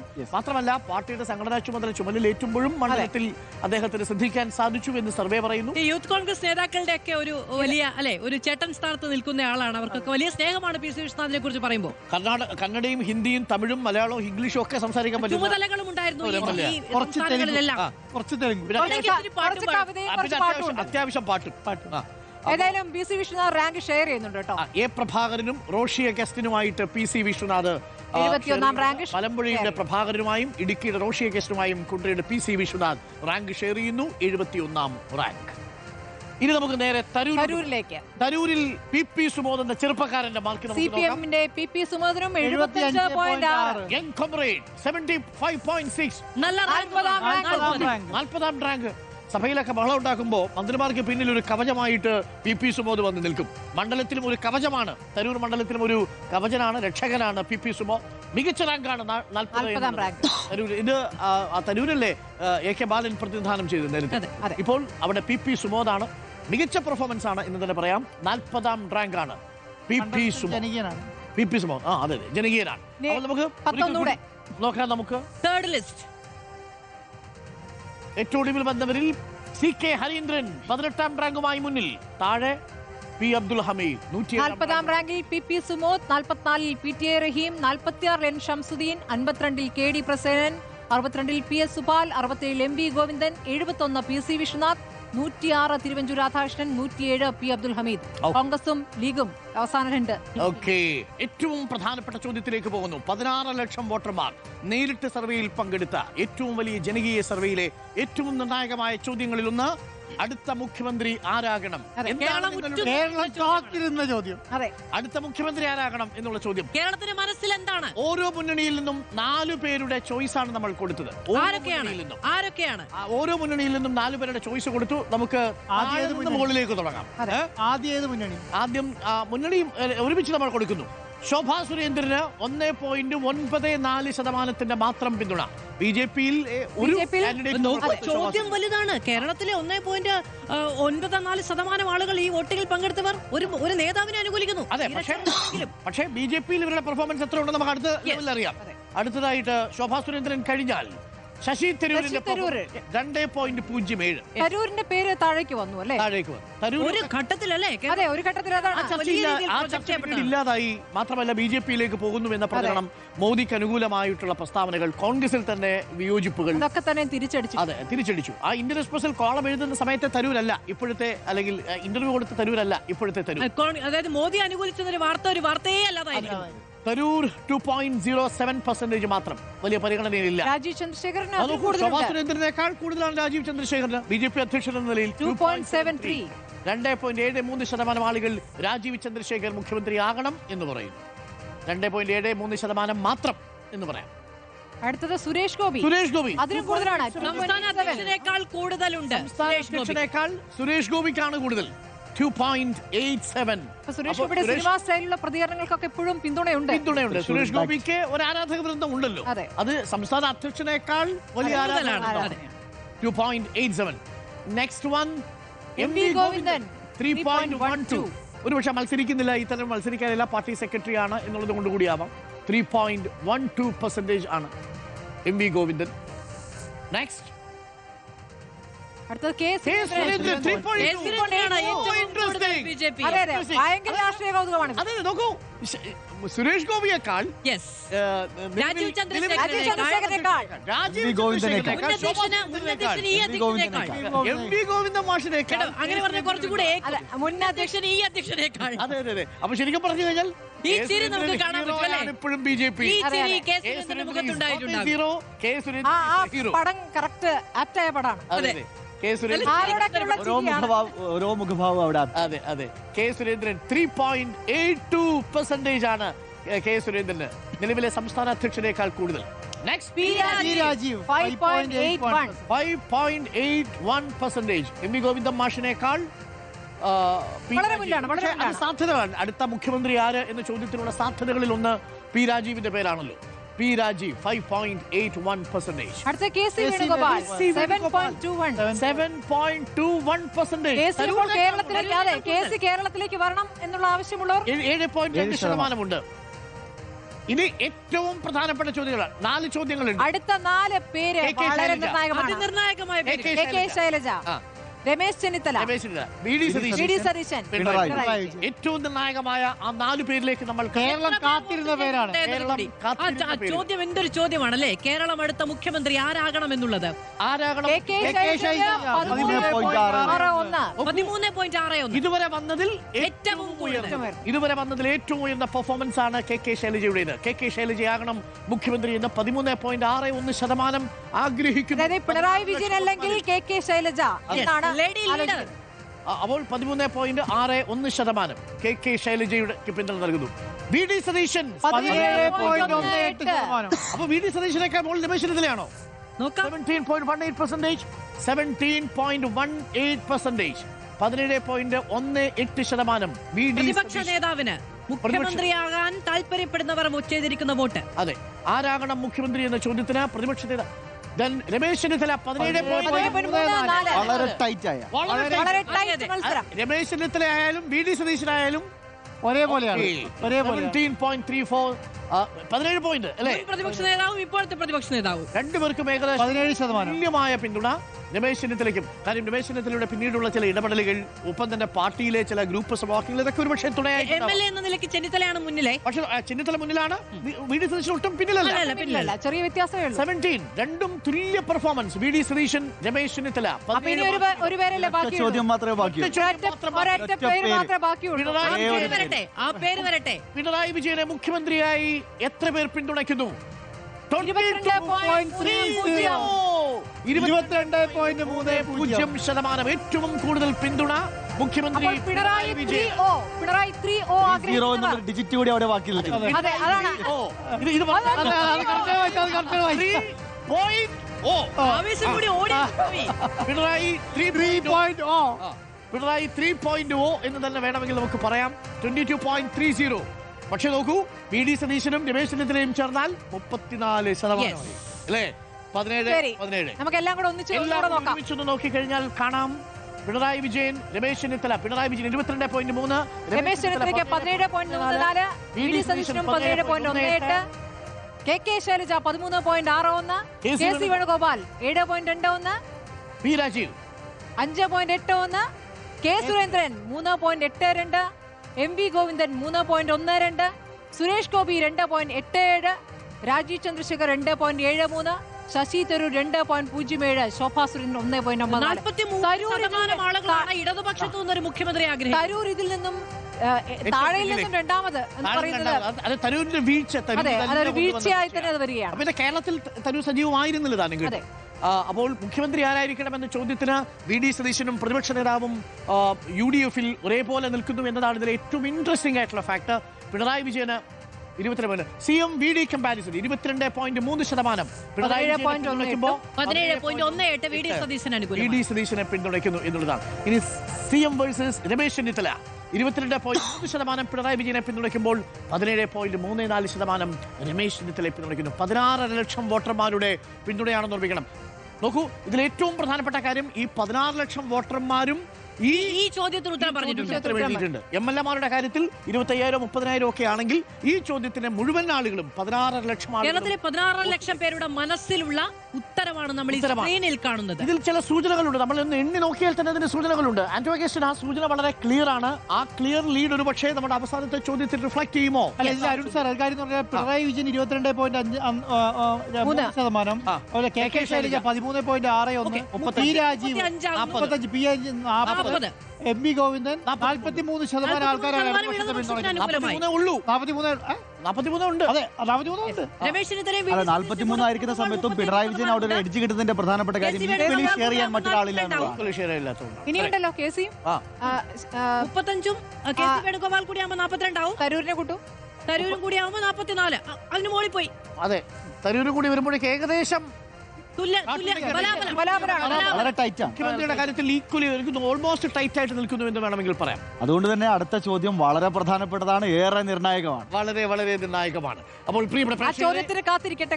രാഷ്ട്രീയ കേരളം ആ ചോദ്യത്തിന്റെ ഉത്തരത്തിനായി കാത്തിരിക്കും. കേരളത്തിലെ മുഖ്യമന്ത്രിയെ ജനം ഏറ്റെടുത്തു എന്നുള്ളതാണ് ഏറ്റവും പ്രധാനം. ഇത്രയും നമ്മൾ ഈ പറയുന്ന 3 പാർട്ടി 12 മുഖ്യമന്ത്രി സ്ഥാനാർത്ഥികളിൽ അല്ലെങ്കിൽ മുഖ്യമന്ത്രികളിൽ ഏറ്റവും അധികം വോട്ട് മേടിച്ച് പിണറായി വിജയൻ ഈ 10 വർഷം ഭരിച്ച പിണറായി വിജയൻ എന്ന് പറയും. ആന്റി ഇൻകംബൻസി ഉണ്ട് എന്ന് പറയുകയും മുഖ്യമന്ത്രിക്കെതിരെ വികാരമുണ്ടെന്ന് പറയുമ്പോഴാണ് ഈ 22% മുഖ്യമന്ത്രി ആയി വരുന്നത്. ഇപ്പോഴും 10 വർഷം കേരളം ഭരിച്ചതിന് ശേഷം ഒരു സർവേയിൽ പങ്കെടുക്കുന്ന 16 ലക്ഷം ആളുകളാണ്. ഇന്നലെ പറഞ്ഞ പോലെ കേരളത്തിലെ ജനസംഖ്യയുടെ 20% അഭിപ്രായമാണ്.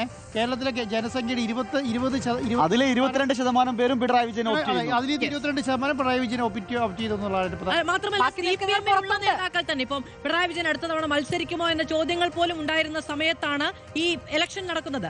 അപ്പോഴും CPM-ൽ ഏറ്റവും കൂടുതൽ ആളുകൾ ട്രസ്റ്റ് ചെയ്യുന്നത് അത് പാർട്ടിയുടെ തീരുമാനത്തെ സാധൂകരിക്കുന്ന അഭിപ്രായ പ്രകടനമാണ്. നമ്മുടെ തൊട്ടുമുമ്പത്തെ മുഖ്യമന്ത്രിയുടെ പ്രവർത്തനവുമായി ബന്ധപ്പെട്ട ചോദ്യവുമായിട്ട് നമ്മൾ കമ്പയർ ചെയ്യേണ്ടതുണ്ട്. അവിടെയും വളരെ മികച്ച നിലയിലാണ് ഉത്തരവുണ്ടായത്. കേരള ചരിത്രത്തിൽ ആദ്യമായിട്ട് 20% ആൾക്കാരെ ഉൾക്കൊള്ളിച്ചൊരു സർവേ നടത്തുന്ന സമയത്ത് നമ്മൾ 6 ചോദ്യങ്ങൾ മാത്രമാണ് പ്രധാനപ്പെട്ടതായിട്ട് 16 ലക്ഷം ആൾക്കാർ വോട്ട് ചെയ്തിട്ടുണ്ടാവുക. ബാക്കിയെല്ലാം മണ്ഡലാടിസ്ഥാനത്തിലായിരിക്കുമല്ലോ. ഈ 16 ലക്ഷം ആൾക്കാർ അല്ലെങ്കിൽ 16 ലക്ഷം ആൾക്കാർ വോട്ട് ചെയ്ത സ്ഥലത്താണ് 22% ഈ പറയുന്ന പിണറായി വിജയനും 13% ശൈലജ ടീച്ചർക്ക് വരില്ല. എത്ര 17% പോയിന്റ് സംതിങ് ശൈലജ ടീച്ചർക്ക് വരുന്നത് എന്നുള്ളതാണ് ഏറ്റവും പ്രധാനപ്പെട്ട കാര്യം. ഓക്കെ, അപ്പോൾ പിണറായി വിജയൻ മുഖ്യമന്ത്രിയാകണമെന്ന് നിലവിൽ സർവേ ചെയ്തവരിൽ ഏറ്റവും കൂടുതൽ ആളുകൾ ആഗ്രഹിക്കുന്നു എന്നതാണ്. ഇനി ഏറ്റവും നിർണായകമായ ചോദ്യത്തിലേക്ക് നമ്മൾ പോകും. മാധു, സ്മൃതി, അതിൽ പോകുന്നതിന് മുമ്പ് കുറച്ച് MLA-മാരെ കൂടി നോക്കാനുണ്ട്. കുറച്ച് ബാക്കിയുണ്ട്. കുറച്ച് ക്ഷമയോടെ കാത്തിരിക്കട്ടെ. 1ാം സ്ഥാനം ആരാണെന്ന് ഇനി പറഞ്ഞിട്ടില്ല. ആ മിടുക്കൻ ആരാണെന്ന് നമുക്കറിയാനുണ്ട്. അതിനു മുമ്പ് മണ്ഡലങ്ങളിലേക്ക് പോകാം. മാധു, മിടുമിടുക്കൻ മിടുക്കനാണോ മിടുക്കിയാണോ എന്ന് എങ്ങനെ അറിയാം? ഇനി ഏതാ മിടുക്കി ബാക്കിയുള്ളത്? മിടുക്കിയില്ലല്ലോ, എല്ലാം മിടുക്കി വരാൻ കഴിഞ്ഞില്ലേ? അത് ശരി, പുതിയൊരു MLA കൊണ്ടുവരരുത് സ്മൃതി. അപ്പോൾ അടുത്തത് നമുക്ക് ഓക്കെ, അപ്പൊ അടുത്തത് next constituency Puthukkad. KK Ramachandran 77.9 mark. ഈ കഴിഞ്ഞ 5 വർഷത്തിനുള്ളിൽ 32ാം റാങ്ക്. ഗംഭീര പെർഫോമൻസ് ആണ്. ജനത പറഞ്ഞതേ, നമ്മൾ മാധ്യമ പ്രവർത്തകർ മാധ്യമ സംവാദങ്ങളിലോ ഏതെങ്കിലും വിവാദങ്ങളിലോ പെടാത്ത എത്രയോ MLA-മാരുടെ പേര് നമ്മൾ പറഞ്ഞു പോകുന്നു. ഈ പുതുക്കാടുള്ള KK രാമചന്ദ്രന്റെ പേര് ഏതെങ്കിലും വിവാദത്തിൽ നമ്മൾ കേട്ടിട്ടില്ല. പ്രതിപക്ഷം പോലും ഒരു ആരോപണം ഉന്നയിച്ചിട്ടില്ല ഒരിടത്ത് പോലും KK രാമചന്ദ്രൻ. പക്ഷേ അങ്ങനെ വിവാദങ്ങൾ തന്നെ പഠനമൊന്നുമില്ല. നിയമസഭയിൽ നല്ലൊരു പ്രസംഗം നടത്തിയാലും മതി വാർത്തയാകാൻ. അങ്ങനെയുണ്ട്. So silent but very effective. So silent. 32ാം rank, നല്ല റാങ്ക്. മണ്ഡലത്തിൽ ജനകീയ. അതെ, വളരെ സൈലന്റ് ആണ്. But he is good performer. അടുത്തത് സൈലന്റ് പെർഫോമർ. അതെ, അടുത്ത നമ്മൾ കാഞ്ഞങ്ങാടേക്ക് പോകുന്നു. കാഞ്ഞങ്ങാട് CPI-യുടെ E ചന്ദ്രശേഖരൻ, മുൻ മന്ത്രി, റവന്യൂ വകുപ്പ് മന്ത്രി, 67.1. കാഞ്ഞങ്ങാട് 80ാം റാങ്ക്. 80ാം റാങ്കാണ് കാഞ്ഞങ്ങാട് E ചന്ദ്രശേഖരൻ ലഭിച്ചത്. മന്ത്രി എന്ന നിലയിൽ നല്ല മികച്ച പ്രകടനമാണ് കഴിഞ്ഞ ടേമിൽ കാഴ്ചവെച്ചത്. ഇപ്പോൾ അദ്ദേഹം റാങ്ക് ഷെയർ ചെയ്യുന്നുണ്ട് ആബിദ് ഹുസൈൻ തങ്ങളുമായി. ആബിദ് ഹുസൈൻ തങ്ങൾ, കോട്ടയ്ക്കലുള്ള ആബിദ് ഹുസൈൻ തങ്ങളുമായി ഷെയർ ചെയ്യുന്നു. 67.1 മാർക്ക്, 80ാം rank. E Chandrasekharan. Right. Next Chirayinkeezhu. V Sasi, CPI-യുടെ വി ശശി, CPI-യുടെ ചിറയൻകീഴ്. 69.2 മാർക്ക്. നോക്കൂ, 69.2 റാങ്ക്. 73 മികച്ച മാർക്കാണ്. മോശമല്ലാത്ത ഡീസന്റ് റാങ്കാണ് വി ശശിക്ക് ചിറയൻകീഴ് സമ്മാനിച്ചിരിക്കുന്നത്. നിശബ്ദമായി മണ്ഡലത്തിൽ പ്രവർത്തിച്ചുകൊണ്ടിരിക്കുന്ന MLA-മാരെ നമുക്ക് കുറെ കണ്ടു. കൊള്ളാം MLA. അതായത് ചിറയൻകീഴിലെ വോട്ടർമാർ പറയുന്നു കൊള്ളാം MLA. പക്ഷേ ചിറയൻകീഴ് മണ്ഡലത്തിന്റെ പ്രാധാന്യം അതൊരു ഇടതുപക്ഷ മണ്ഡലമാണ്, ആറ്റിങ്ങൽ പോലെ തന്നെ. അടുത്ത അരൂരിലാണ് പാട്ടും പാടി ജയിച്ച അരൂരിലെ MLA ദലീമ. എങ്ങനെയാണല്ലേ ഒരു രാഷ്ട്രീയ നേതാവ് ഉണ്ടായി വന്നത് നമ്മുടെ 67.8 പോലെ മധുരമുള്ളതാണ് ദലീമ. 77 മോശമല്ലാത്ത റാങ്ക്. ഇത്തവണയും ദലീമ തന്നെ മത്സരിക്കും. അവിടെയുള്ള സമുദായ സമവാക്യങ്ങൾ ചില മണ്ഡലങ്ങളിലൊക്കെ ചില കൺഫ്യൂഷൻസ് ഉണ്ടായപ്പോഴും അരൂരുമായി ബന്ധപ്പെട്ട് തർക്കമുണ്ടായിരുന്നില്ല. പക്ഷേ ഇത്തവണ ദലീമ പ്രതീക്ഷിച്ചിട്ടില്ല കേട്ടോ, വീണ്ടും നിർത്തുന്ന സീറ്റ് പ്രതീക്ഷിച്ചിരുന്നില്ല. ദലീമയുടെ പെർഫോമൻസിനോടൊപ്പം തന്നെ സമുദായ സമവാക്യങ്ങൾ ഒരിക്കൽ കൂടി 77ാം റാങ്ക്. പൊന്നാനിയിലേക്ക് പോയാലോ? പൊന്നാനിയിലേക്കാണ്. പൊന്നാനിയിൽ CPM-ന്റെ പി നന്ദകുമാർ. അതായത് കഴിഞ്ഞ തവണത്തെ സ്പീക്കറിന് ശേഷം ശ്രീരാമകൃഷ്ണന് ശേഷം പൊന്നാനി മണ്ഡലത്തിലേക്ക് വന്നതാണ് പി നന്ദകുമാർ. 79ാം റാങ്കാണ്. 79ാം റാങ്ക് മോശമല്ലാത്ത 67.3. പക്ഷേ ഇക്കുറി മത്സരം ഇത്തരം വിവാദങ്ങളും നിലനിൽക്കുന്നുണ്ട്. സ്ഥാനാർത്ഥിത്വവുമായി ബന്ധപ്പെട്ട് CPM-നകത്ത് വിവാദങ്ങൾ ഇപ്പൊ നിലനിൽക്കുന്നുണ്ട്. അതെ ഭൂരിപക്ഷം 17,043 ഉണ്ടായിരുന്നു പൊന്നാനി. ഇക്കുറിയും പൊന്നാനിയിൽ പി നന്ദകുമാർ മത്സരിക്കാൻ ഇറങ്ങുമ്പോ ഈ റാങ്ക് തുണയാണ്. അടുത്തത് കടുത്തുരുത്തി കേരള കോൺഗ്രസ്. മോൻസിന്റെ മണ്ഡലം. കേരള കോൺഗ്രസ് എന്ന് പറഞ്ഞാൽ ജോസഫ് വിഭാഗമാണ്. മറ്റൊരു കേരള കോൺഗ്രസ് മാണി വിഭാഗം എന്ന് പറയും. പക്ഷേ മാർക്ക് 37.7 കടുത്തുരുത്തിയിൽ നിന്ന് ഇതുള്ളതാണ്. വീണ്ടും ഒരുപക്ഷെ അദ്ദേഹത്തിന് 109ാം റാങ്കും. ഇതും ഈ പറഞ്ഞ പോലെ ഉറച്ച മണ്ഡലമായതുകൊണ്ട് ആളുകൾ വോട്ട് ചെയ്യാത്തതാണ്. പിന്നെ കേരള കോൺഗ്രസിന്റെ ഒരു സൈബർ സംവിധാനം വളരെ കേരള കോൺഗ്രസ് ജോസഫിന്റെ സൈബർ സംവിധാനം ഈവൻ കേരള കോൺഗ്രസ് മാണി സൈബർ സംവിധാനത്തെക്കാൾ മോശമാണ്. അപ്പൊ അതുകൊണ്ട് തന്നെ ഇത് വോട്ട് ചെയ്യാൻ പോകണം. സർവേ കേരള കോൺഗ്രസ് മത്സരം നടക്കുന്ന മണ്ഡലമാണ്. അതെ പെർഫോമൻസ്. പക്ഷെ അവിടെ വന്നിരിക്കുന്നവർ മോശമാണ്. അത്ര മികച്ച പെർഫോമൻസ് രേഖപ്പെടുത്തിയിട്ടില്ല. ആരാണ് ശരിക്കും അതെ അത്ര ഭൂരിപക്ഷം ഉള്ളൂ. 4256 വോട്ടിന്റെ ഭൂരിപക്ഷം വളരെ ടൈറ്റാണ് ഇത്തവണ. കടുത്തുരുത്തി ടൈറ്റാണ്. പ്രത്യേകിച്ച് കേരള കോൺഗ്രസ് ആണ് അവിടെ മത്സരിക്കുന്നത്. മാണിയും കേരള കോൺഗ്രസ് അല്ലേ മത്സരിക്കുന്നത് കടുത്തുരുത്തി. മാണി വേഴ്സസ് ജോസഫ് നിൽക്കുന്ന മണ്ഡലമാണ്. അടുത്ത പാലക്കാട്ടെ കോങ്ങാട് മണ്ഡലത്തിലേക്ക് പോകാം. ശാന്തകുമാരി കെ 73.4 നല്ല പെർഫോമൻസ് ആണ്. നല്ല മാർക്ക്. റാങ്ക് വരട്ടെ. 54 റാങ്ക്. നല്ല റാങ്കും ഡീസന്റ് റാങ്ക് ആണ്. നീറ്റ് റാങ്ക് 54ാമത്തെ റാങ്കാണ് ശാന്തകുമാരി കെ കോങ്ങാട് സ്വന്തമാക്കി. ശശി ഇത്തവണ തോൽക്കുമെന്ന് പറഞ്ഞ മണ്ഡലമാണ്. അതെ വളരെ ശക്തമായിട്ട് സംഘടനാ സംവിധാനം അവിടെ പ്രവർത്തിച്ചു. കോങ്ങാട് കോൺഗ്രസ് പ്രതീക്ഷ വയ്ക്കുന്ന ഒരു മണ്ഡലം കൂടിയാണ് കോങ്ങാട്. ഇക്കുറി അവിടെ ലീഗാണ് മത്സരിക്കുന്നത്. ലീഗും കോൺഗ്രസും തമ്മിൽ ഇക്കാര്യത്തിലൊരു കോങ്ങാട് സംബന്ധിച്ച് മിടുക്കിമാരുണ്ടായിരുന്നു കേട്ടോ. പിൻവലിക്കണം നേരത്തെ പറഞ്ഞത്. മിടുക്കനോ മിടുക്കിയോ എന്ന് പറഞ്ഞപ്പോ മിടുക്കിമാരൊക്കെ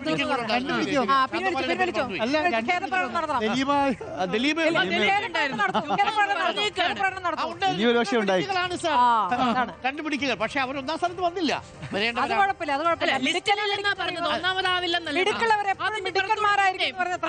പേര് വരുന്നത് ഓർമ്മ വന്നില്ലല്ലോ.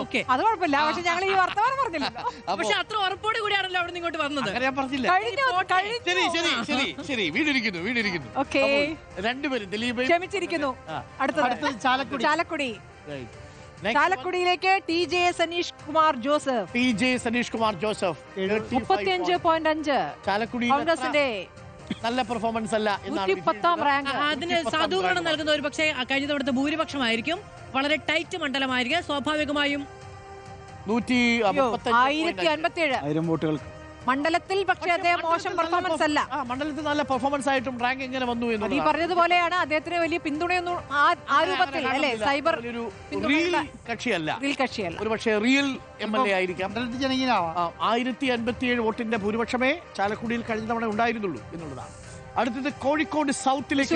കോൺഗ്രസ് മണ്ഡലം കൂടിയാണ് കോഴിക്കോട് സൗത്ത്. അടുത്ത കോഴിക്കോട് സൗത്തിൽ അഹമ്മദ് ദേവർ കോവിൽ INL 71.1. വിഴിഞ്ഞം പദ്ധതി യാഥാർത്ഥ്യമാക്കുമ്പോൾ 68ാം റാങ്ക്. തൊട്ട് മുമ്പ് വരെ ഉണ്ടായിരുന്ന മിനിസ്റ്ററാണ്. കഴിഞ്ഞ ദിവസവും വലിയ വിവാദം ഇടപെടൽ ഉണ്ടായി എന്ന ആരോപണം. കോവിലിന്റെ പേര് വീണ്ടും വാർത്തയിൽ ഉണ്ടായിരുന്നു. 68ാമത്തെ റാങ്കാണ്. ഈ റാങ്ക് അദ്ദേഹം ഷെയർ ചെയ്യുന്നുണ്ട് മന്ത്രി വീണ ജോർജുമായി. 68ാം റാങ്ക്. INL-ന്റെ അഹമ്മദ് ദേവർകോവിൽ നല്ല MLA ആണ് എന്നുള്ളതാണ് മണ്ഡലത്തിന്റെ വിലയിരുത്തൽ. 68ാമത്തെ റാങ്ക്. 71.1. അടുത്തത് തൊടുപുഴയിൽ നമ്മുടെ PJ ജോസഫ്. നിയമസഭയിലെ തന്നെ ഏറ്റവും മുതിർന്ന ജനകീയനാണ് അദ്ദേഹം. ആ മണ്ഡലത്തിന്റെ 38.7. പാസ് മാർക്ക് കൊടുത്തു മണ്ഡലം എല്ലാ തവണയും. 108ാം റാങ്ക്. തൊടുപുഴയിൽ PJ ജോസഫിന് പാസ് മാർക്ക് എല്ലാ തവണയും മണ്ഡലം കൊടുക്കും. അതായത് അത് നേരത്തെ ലീഗിന്റെ കാര്യത്തിൽ പറഞ്ഞതുപോലെയാണ്. ഇതിന്റെ ആവശ്യമില്ല ഇതിന്റെ ആവശ്യമില്ല. തൊടുപുഴയിൽ PJ ജോസഫ് ആണെങ്കിൽ പിന്നെ 20,000 സൈബർ സംവിധാനവും. പക്ഷേ മണ്ഡലത്തിൽ അങ്ങനെ സജീവമായ ആരോഗ്യാവസ്ഥയിലായിരുന്നില്ല PJ ജോസഫ് ഒരു ഘട്ടത്തിലും. യെസ് 108ാമത്തെ റാങ്കാണ് പി ജെ ജോസഫിന് തൊടുപുഴയിൽ.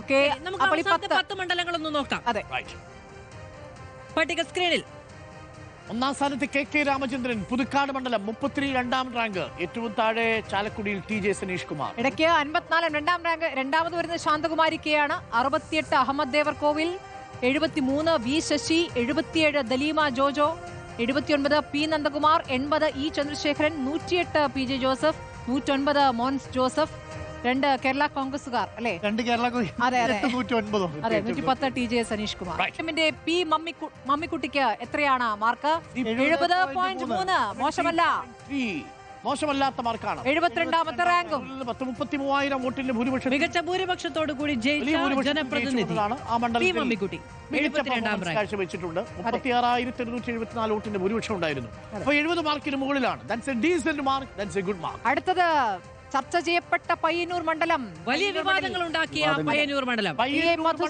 ടി.ഐ. മധുസൂദനൻ വിവാദങ്ങൾക്ക് 74.1 നിൽക്കുന്ന സമയത്താണ് നമ്മുടെ സർവേ. അതെ, കുഞ്ഞികൃഷ്ണൻ വിവാദം അവിടെ നിൽക്കുന്നുണ്ട്. ആ സമയത്താണ് നമ്മുടെ സർവേ നടക്കുന്നത്. കുഞ്ഞികൃഷ്ണന്റെ വിവാദം കത്തി നിൽക്കുന്ന സമയത്ത് പോലും പാർട്ടിയുടെ ശക്തി കേന്ദ്രമാണ് പയ്യന്നൂർ. പാർട്ടിയുടെ ശക്തി കേന്ദ്രം 51ാം റാങ്ക്. 51ാം റാങ്ക് 74.1. മുഖ്യമന്ത്രിക്ക് അടുത്ത ഭൂരിപക്ഷത്തോടു കൂടിയാണ് ജയിച്ചത്. അതെ, അതായത് പാർട്ടിയിലെ കുറെ ആളുകൾ ടി മധുസൂദനോ പാർട്ടിയുടെ കോട്ടയാണ്. CPM-നെ സംബന്ധിച്ച് ഒരു കാലത്തും തിരിഞ്ഞു നോക്കേണ്ടാത്ത മണ്ഡലം. 5 ലക്ഷം വോട്ടിന്റെ ഭൂരിപക്ഷമുള്ള മണ്ഡലം ഏകദേശം. അവിടെയാണ് മികച്ച പെർഫോമൻസ് ആണ് ടി മധുസൂദൻ ഉള്ളത്. ആ മണ്ഡലത്തിന് വേണ്ടി മധുസൂദനൻ പ്രവർത്തിച്ചു എന്നതിന് തെളിവ് കൂടിയാണ്. വിവാദങ്ങൾ ടി മധുസൂദന്റെ മാർക്കിന് തെല്ലും കുറവ് സംഭവിപ്പിച്ചു. വളരെ കൗതുകമുള്ള ഒരു മണ്ഡലമാണ് നമ്മൾ അടുത്തതായി പങ്കുവയ്ക്കാൻ പോകുന്നത്. കല്യാശ്ശേരി. എം വിജിൻ. 84. ഭൂരിപക്ഷവും 44,000 മേലെ ഉണ്ടായിരുന്നു. റാങ്ക് അതാ 7ാം റാങ്ക്. പാർട്ടി മണ്ഡലമാണ്. ജനകീയത എന്നാൽ എന്താണ് ഒരു MLA-യുടെ അറിയണമെങ്കിൽ കല്യാശ്ശേരി കല്യാശ്ശേരിയിലേക്ക് വരൂ. M Vijin young super star എന്ന് വേണമെങ്കിൽ പറയാം. നോക്കൂ, അവിടുത്തെ സൗഹാർദ്ദപരമായ അന്തരീക്ഷത്തിന് വേണ്ടിയിട്ട്, അവിടെയുള്ള ജനങ്ങളുടെ കൂട്ടായ്മയ്ക്ക് വേണ്ടിയിട്ടൊക്കെ ഇറങ്ങി പുറപ്പെടുന്ന നേതാവാണ്. അതും ഇവിടെ വളരെ രസകരമായ ഒരു കാര്യം കാണാം ഷഫീഖ്. അതായത് മുസ്ലിം ലീഗിന്റെ കംഫർട്ടബിൾ ആയിട്ടുള്ള മണ്ഡലത്തിൽ വരുന്ന സമയത്ത് അവിടെ ചിലർക്ക് വോട്ട് കുറയുന്നുണ്ട്, റാങ്ക് കുറയുന്നുണ്ട്. എന്നാൽ ഇത് CPM-ന്റെ കംഫർട്ടബിൾ ആയിട്ടുള്ള മണ്ഡലമാണ്. ഇത് ഇടത് മണ്ഡലമാണ്. പക്ഷേ സ്ഥാനാർത്ഥികൾ സ്ഥാനാർത്ഥികളുടെ സ്വഭാവം മാറുന്നുണ്ട്. കംഫർട്ടബിൾ ആയ മണ്ഡലങ്ങൾക്ക് യുവ സ്ഥാനാർത്ഥികൾ. അതായത് എങ്ങനെയാണോ നജീബ് കാന്തപുരം ഞാൻ ഒരാളെ എങ്ങനെ മത്സരിച്ചാലും ജയിക്കുമെന്ന് വിചാരിക്കുന്ന സ്ഥലവും ഞാൻ മത്സരിച്ചാലും മത്സരിച്ചില്ലെങ്കിൽ എന്റെ ജോലി ഇവിടുത്തെ ജനങ്ങളെ സേവിക്കണമെന്ന് വിചാരിക്കുന്ന തമ്മിൽ വ്യത്യാസമാണ്. മാത്രമല്ല പാർട്ടിയിലും വ്യത്യാസമുണ്ട്. കാരണം CPM-ൽ ഇത്തവണ മോശം പെർഫോമൻസ് ആണെങ്കിൽ നിങ്ങളെ അടുത്ത തവണ പാർട്ടിയിൽ ആ സ്ഥാനത്തേക്ക് പരിഗണിക്കില്ല.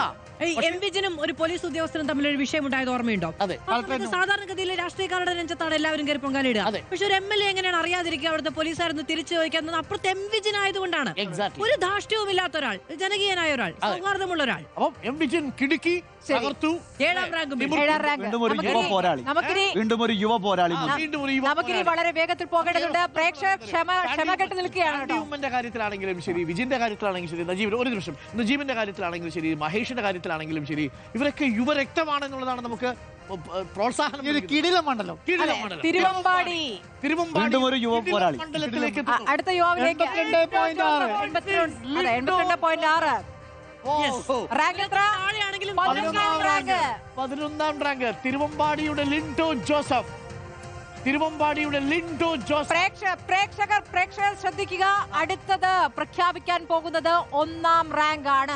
പക്ഷെ അതിനു മുമ്പ് നമ്മൾ ലിൻഡോ ജോസഫിനെ കുറിച്ച് പറഞ്ഞു പോകാതെ പറ്റില്ല. കേരളത്തിലെ ഏറ്റവും ജനകീയമായ അടിത്തറയുള്ള MLA-മാരിൽ ഒരാളാണ് ലിൻഡോ ജോസഫിന്റെ ഒരു കാലിന് പ്രശ്നമാണ്, ആക്സിഡന്റിൽ സംഭവിച്ചതാണ്. അതെ, അദ്ദേഹം ആ മണ്ഡലത്തിൽ എല്ലാവരുമായിട്ടും അങ്ങനെ ബന്ധപ്പെടുന്നുണ്ട്. കാരണം അദ്ദേഹം യാത്ര ചെയ്യുന്നതും സംസാരിക്കുന്നതും കണ്ടാൽ അത് മനസ്സിലാവും എങ്ങനെയാണ് ആൾക്കാരുമായിട്ട്.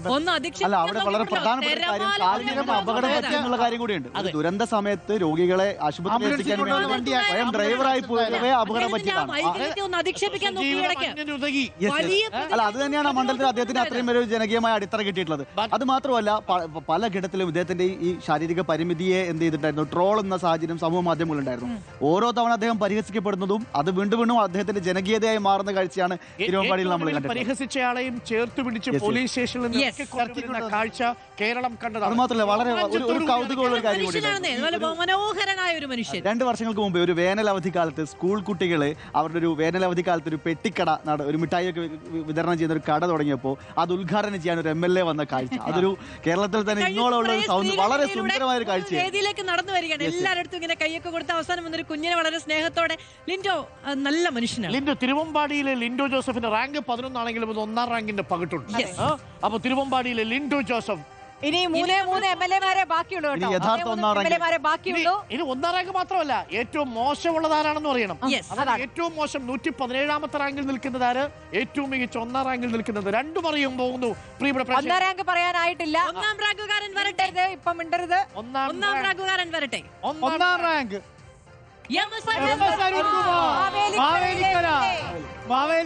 അരുൺകുമാർ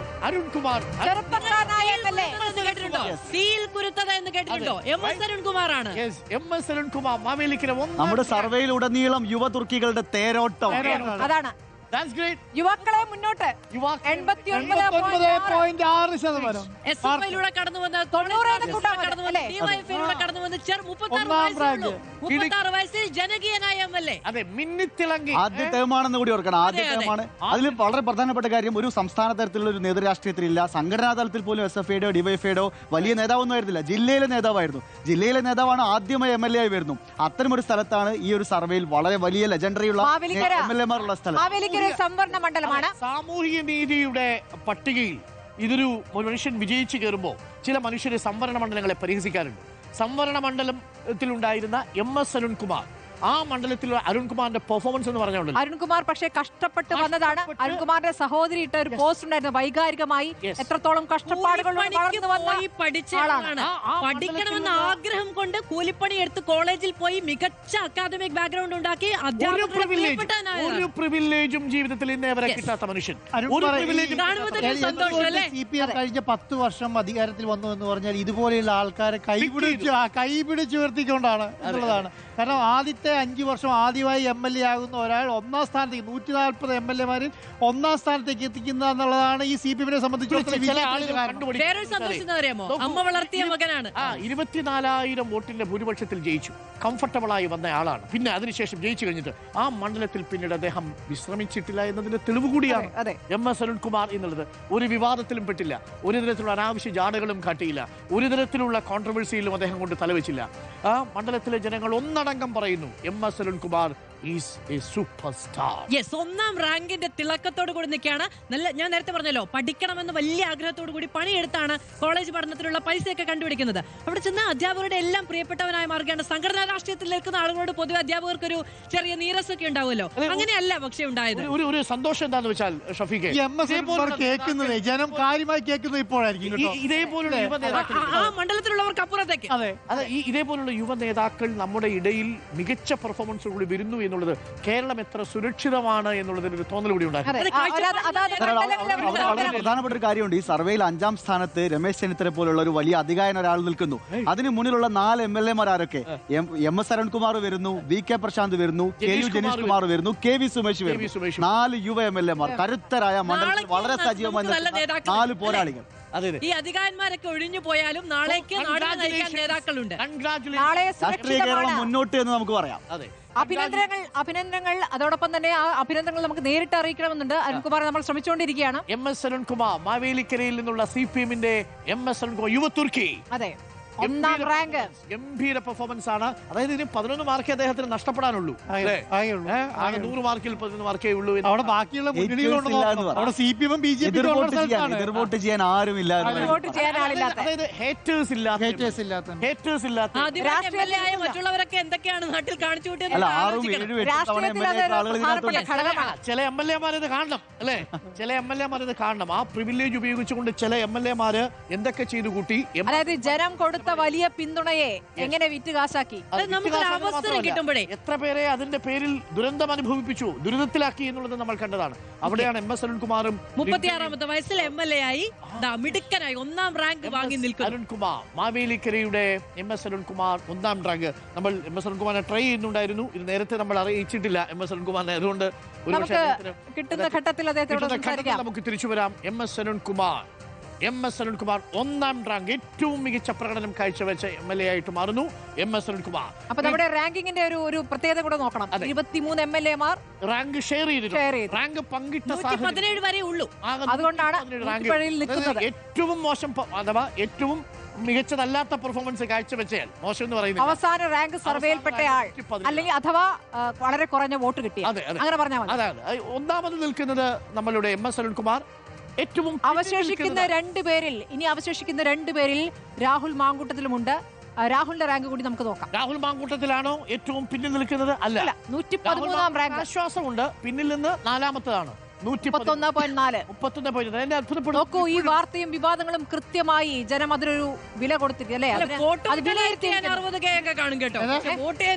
അതെ അതെ, അല്ല, ആര് മുന്നിൽ നിൽക്കണം പുറകിൽ നിൽക്കണം തിരിച്ചറിവ് കേരളത്തിൽ വളരെ കൃത്യമാണ്. എം എസ് അരുൺകുമാറിനെ മുന്നിൽ നിർത്തുകയും രാഹുൽ മാങ്കൂട്ടത്തിനെ പിന്നിൽ നിർത്തുകയും ചെയ്ത കേരള ജനതയ്ക്ക് ഒരു big salute in a way. പക്ഷെ ഏറ്റവും പിന്നിൽ രാഹുൽ മാങ്കൂട്ടത്തിലല്ല. അതുകൊണ്ട് അതിനകത്ത് അത്ഭുതകരമായ 117ലേക്ക് പോകുന്ന ആരാണ് നോക്കാം. 17ലേക്ക് കൂടി നമുക്കൊന്ന് പോകാം. കെ ബാബു, അതായത് വിരമിക്കൽ പ്രഖ്യാപനം നടത്തിയ തൃപ്പൂണിത്തുറയിലെ MLA കെ ബാബു ആണ്. പക്ഷേ തൃപ്പൂണിത്തുറയിലെ ജനങ്ങൾ നിരാശയോടുകൂടിയാണ് ഈ റിസൾട്ട് കാണുക. കാര്യം അവിടെ സ്വരാജ് ആയിരുന്നല്ലോ അത് മത്സരിച്ചത്. സ്വരാജിനെ പരാജയപ്പെടുത്തി കെ ബാബു നിയമസഭയിൽ ആകെ നമ്മൾ കണ്ടത് എപ്പോഴാണെന്നറിയാമോ? അവസാനത്തെ 3 സെഷനുകളിലാണ് നമ്മൾ. അദ്ദേഹത്തിന് ആരോഗ്യ പ്രശ്നം. പക്ഷെ അവസാനത്തെ 3 ദിവസങ്ങളിൽ അദ്ദേഹത്തിന് അവസരം കിട്ടി, പ്രതിപക്ഷ നേതാവ് ഇല്ലാത്തതുകൊണ്ട്. അടിയന്തര പ്രമേയം പോലും എടുക്കാതെ സ്വർണ്ണക്കൊള്ളയുമായി ബന്ധപ്പെട്ട് അദ്ദേഹം പ്രസ്താവന നടത്തി ഇറങ്ങി പോകുന്നതും കണ്ടു. 140 MLA-മാരെയും നമ്മൾ കണ്ടു. 117 സ്ഥാനത്ത് കെ ബാബു. ഏറ്റവും പിന്നിൽ നിന്ന് തൊട്ടുമുകളിലേക്ക് വന്നാൽ അവിടെ രാഹുൽ മാങ്കൂട്ടത്തിലുണ്ട്. ഏറ്റവും മുൻപിൽ എം എസ് അരുൺകുമാറുണ്ട്. പ്രിയപ്പെട്ട പ്രേക്ഷകരെ, അപ്പോൾ എല്ലാ അവസാനത്തെ പട്ടികയിലേക്ക് അവസാനത്തെ പട്ടിക വന്നാൽ മുൻപിൽ എം എസ് അരുൺകുമാർ 1ാം റാങ്ക്.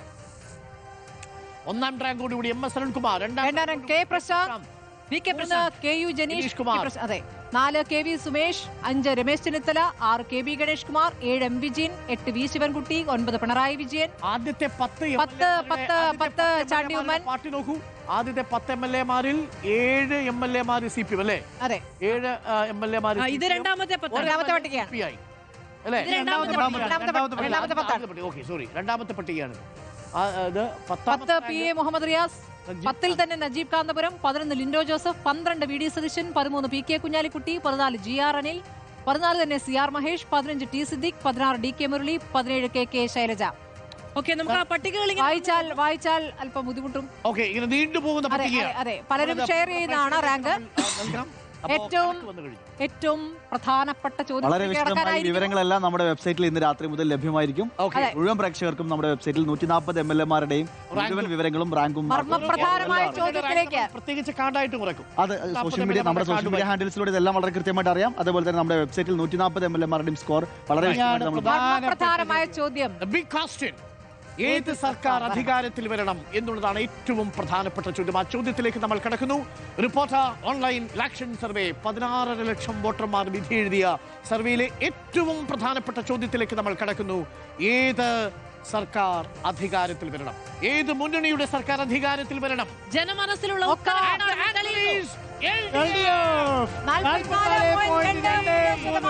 44.23% പേർ കരുതുന്നു LDF അധികാരത്തിൽ വരണം. 44.23%. തുടരണം LDF എന്ന് 44.23% പറയുന്നു. 23%. ഇനി UDF-ന്റെ കൂടി നമുക്ക് നോക്കാം. LDF-ഉം UDF-ഉം തമ്മിലുള്ള വ്യത്യാസം നമുക്കൊന്ന് നോക്കാം. UDF 43.3%. അതായത് കഴിഞ്ഞ തവണ 2021-ൽ 45%-വും 39%-വും ആയിരുന്നത് ഇക്കുറി 43-ആവുന്നു. അതായത് കേരളം കാണാൻ പോകുന്നത് ഈ സാമ്പിൾ സർവേ വെച്ച് നോക്കുകയാണെങ്കിൽ ഏറ്റവും കടുത്ത പൊരിഞ്ഞ പോരാട്ടമാണ് നടക്കാൻ പോകുന്നത്. അവിടെ സ്ലൈറ്റ് എഡ്ജ് LDF-നുണ്ട് എന്നുള്ളതാണ്. സ്ലൈറ്റ് എഡ്ജ് മാത്രം, അതാണ് പോരാട്ടമാണ്.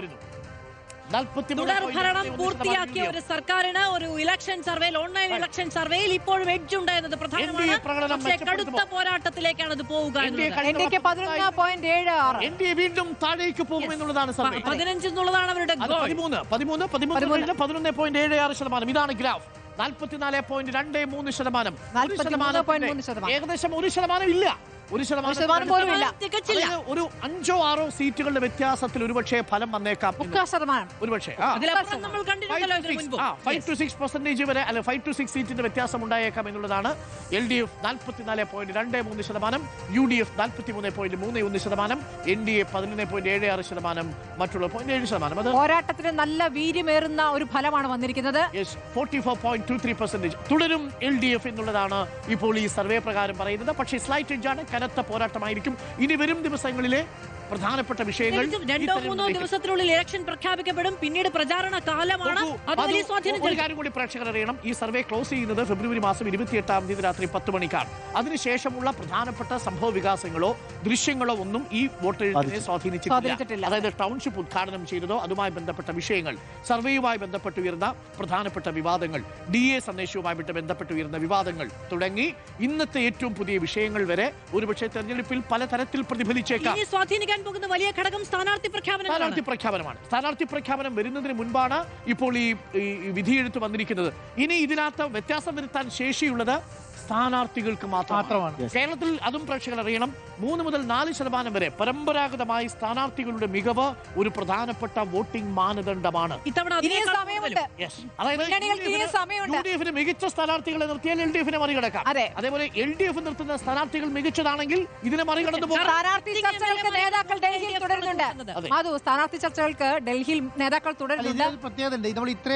പരിശോധനയ്ക്ക് പുനഃപരിശോധനയ്ക്കുള്ള സമയമാണ്. സിറ്റിംഗ് MLA-മാരുടെ ആന്റി ഇൻകംബൻസി ബാധിക്കുന്നത് സത്യം പറഞ്ഞാൽ UDF MLA-മാരാണ്. പല മണ്ഡലങ്ങളിൽ ഇപ്പം ബത്തേരി പോലെ മണ്ഡലത്ത്, അതുപോലെ തന്നെ പെരുമ്പാവൂര് കുറച്ച് ലീഗ് MLA-മാർ.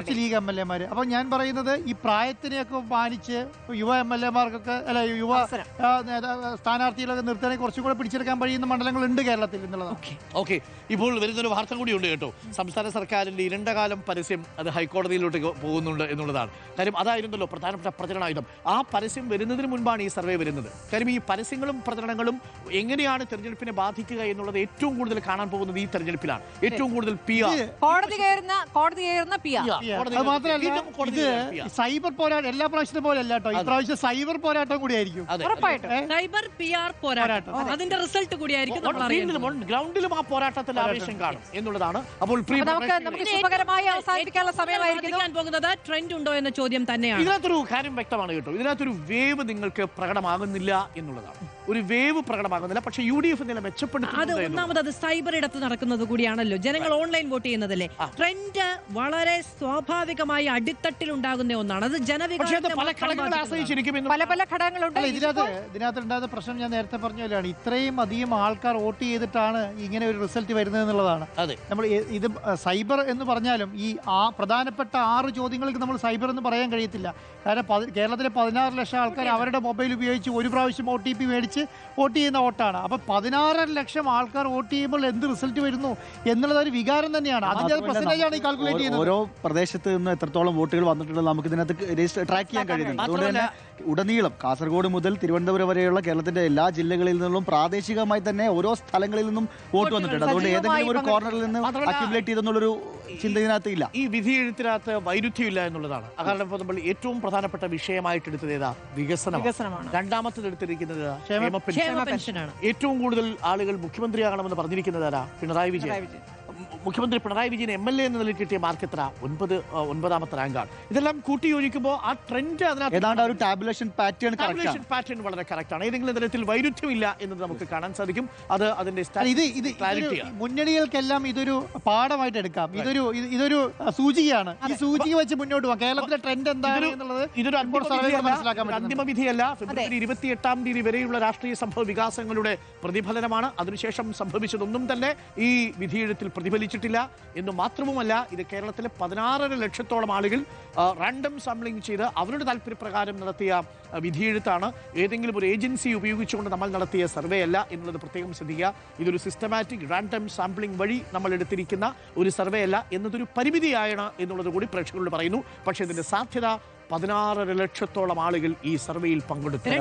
അവിടെ ഒരു പ്രധാനപ്പെട്ട കാര്യം നമ്മൾ പറഞ്ഞ പോലെ തന്നെ പുറത്തുനിന്ന് ഒരു ഏജൻസിയും ഉപയോഗിച്ചല്ല നമ്മൾ ഇത് ചെയ്തിട്ടുള്ളത്. റിപ്പോർട്ടർ ടീമിന്റെ ഭാഗമായ, പ്രത്യേകിച്ചും ഡിജിറ്റൽ ടീമിന്റെ ഭാഗമായ ഒരു വലിയ കൂട്ടം ആളുകൾ ധാരാളം മണിക്കൂർ അവരുടെ ഓരോരുത്തരുടെയും പേര് തന്നെ പ്രത്യേകിച്ച് പേരുകൾ കൂടി പരാമർശിക്കാതെ നമുക്ക് മുന്നോട്ട് പോകാൻ കഴിയില്ല. ഈ സർവേയുടെ സംഘടിപ്പിച്ചതും ഈ സർവേയുടെ മുഴുവൻ A to Z ട്രാക്ക് ചെയ്തതും റിപ്പോർട്ടറിന്റെ ഡിജിറ്റൽ വിങ് ആണ്. പ്രേക്ഷകർക്കറിയാം, റിപ്പോർട്ടറിന്റെ ഡിജിറ്റൽ വിങ്ങിനെ ഓൺഎയറിലുള്ള നമ്മുടെ ടീമിനെ പോലെ നിങ്ങൾ ഇഷ്ടപ്പെടുന്നതാണ്. ഞങ്ങളുടെ കാർഡുകൾ ഷെയർ ചെയ്യുന്നതാണ്, ഞങ്ങളുടെ വീഡിയോ ശകലങ്ങൾ നിങ്ങൾ ഷെയർ ചെയ്യുന്നതാണ്. ഇതെല്ലാം വരുന്നത് ഞങ്ങളുടെ ഡിജിറ്റൽ വിങ്ങിൽ നിന്നാണ്. ഏറ്റവും ശക്തമായ ഒരു ഡിജിറ്റൽ സംവിധാനമാണ് റിപ്പോർട്ടർ ടിവിക്കുള്ളത്. ആ റിപ്പോർട്ടർ ടിവിയുടെ ഡിജിറ്റൽ വിങ്ങിനെ കേരളത്തിലെ മാധ്യമങ്ങളിൽ ഒന്നാം സ്ഥാനത്താണ് റിപ്പോർട്ടർ. ശരിയാണ്. ഷഫീഖ്, നമ്മുടെ ടീമിനെ കൂടി ഇത് പരിചയപ്പെടുത്തിക്കോളൂ. തീർച്ചയായും നമുക്ക് ഈ സർവേയുടെ ഏറ്റവും പ്രധാനപ്പെട്ട ഒരു പ്രത്യേകത എന്ന് പറയുന്നത്, നമ്മൾ സൂചിപ്പിച്ച പോലെ ഇത്രയധികം ആളുകൾ വോട്ട് ചെയ്തു, ഇത്ര വലിയ സർവേയിലേക്ക് നമുക്ക് പോകാൻ കഴിഞ്ഞു. കേരളത്തിന്റെ എല്ലാ പ്രദേശങ്ങളിലുള്ള ആളുകൾ ഇതിനകത്ത് നമുക്ക് ഭാഗമാക്കാൻ പറ്റി. അതോടൊപ്പം തന്നെ ഒരു വലിയ ഡാറ്റാബേസ് കൂടെ, ഇപ്പം നമ്മൾ നേരത്തെ സൂചിപ്പിച്ച ഒരു കാര്യമുണ്ടല്ലോ, 16.5 ലക്ഷം ആളുകൾ ഇതിനകത്ത് വോട്ട് പൂർത്തിയാക്കിയപ്പോഴും ഏതാണ്ട് 68 ലക്ഷത്തോളം ആളുകൾ എന്ത് ചെയ്തിട്ടുണ്ട്, നമ്മുടെ വെബ്സൈറ്റ് സന്ദർശിച്ചു. ആ സന്ദർശിച്ച ആളുകൾ മുഴുവൻ വന്നതിൽ ഏറ്റവും പ്രധാനപ്പെട്ട ഒരു കാര്യം, നമ്മൾ കേരളത്തിലെ 140 നിയമസഭാ മണ്ഡലങ്ങളുടെയും സാമൂഹികവും രാഷ്ട്രീയവുമായ തെരഞ്ഞെടുപ്പ് ചരിത്രം വലിയ രീതിയിൽ ഡോക്യുമെന്റ് ചെയ്തിട്ടുണ്ട്. ഒരുപക്ഷെ കേരളത്തിന്റെ ഏറ്റവും പ്രധാനപ്പെട്ട ഒരു പൊളിറ്റിക്കൽ ആർക്കൈവ് കൂടിയാണ് നമ്മൾ തയ്യാറാക്കിയ ഈ 140 മണ്ഡലങ്ങളുടെയും ചരിത്രം എന്ന് പറയുന്നത്. അതിനകത്ത് ഏതാണ്ട് നിയമസഭയിലെ തെരഞ്ഞെടുപ്പുകൾ ആരംഭിച്ച കാലം മുതൽ ഇങ്ങോട്ട് ഓരോ മണ്ഡലത്തെയും ആരൊക്കെ പ്രതിനിധീകരിച്ചു എന്നുള്ള വിവരം അറിയാം, ഓരോ തെരഞ്ഞെടുപ്പുകളുടെയും ഭൂരിപക്ഷം അറിയാം, ഓരോ മണ്ഡലത്തിലെയും തദ്ദേശ സ്വയംഭരണ സ്ഥാപനങ്ങളിൽ ഇന്ന് ആര് ഭരിക്കുന്നു എന്നറിയാം, ആ മണ്ഡലത്തിൻ്റെ ഒരു ഡെമോഗ്രഫി എന്താണെന്ന് അറിയാം. അങ്ങനെയുള്ള മുഴുവൻ പ്രത്യേകതകളും വായിച്ച് മനസ്സിലാക്കാൻ കഴിയുന്ന ഒരു വലിയ ഡാറ്റാബേസ് കൂടിയാണ്. ഇത്രയും വലിയൊരു ഡാറ്റാബേസ് നമുക്ക് തയ്യാറാക്കാൻ കഴിഞ്ഞതും, അതേപോലെ തന്നെ ഈ സർവേ, അതിൻ്റെ ചോദ്യങ്ങൾ, അതിൻ്റെ ക്രമീകരണം, വോട്ടെടുപ്പ് പൂർത്തീകരിച്ചതിന് ശേഷവും അതിൻ്റെ ടോട്ടൽ ടാബുലേഷൻ, ഇതെല്ലാം ഒരു ഏജൻസിയുടെയും സഹായമില്ലാതെ നമ്മുടെ ടീം ഇരുന്ന് തയ്യാറാക്കി. ഈ സർവേയുടെ ആശയം തന്നെ നമുക്ക് മുന്നോട്ട് വെച്ച നമ്മുടെ ടീം മെമ്പർ കൂടിയായ ന്യൂസ് എഡിറ്റർ അജ്മൽ, ദിബിൻ മാനന്തവാടി, അതേപോലെ തന്നെ അതിനകത്ത് ഈ മുഴുവൻ പ്രോസസ്സിന്റെ ഭാഗമായിട്ടുണ്ടായിരുന്ന ആമിന, മൃദുല, ശിശിര, അനു തങ്കച്ചൻ, അങ്ങനെ കുറെ ആളുകൾ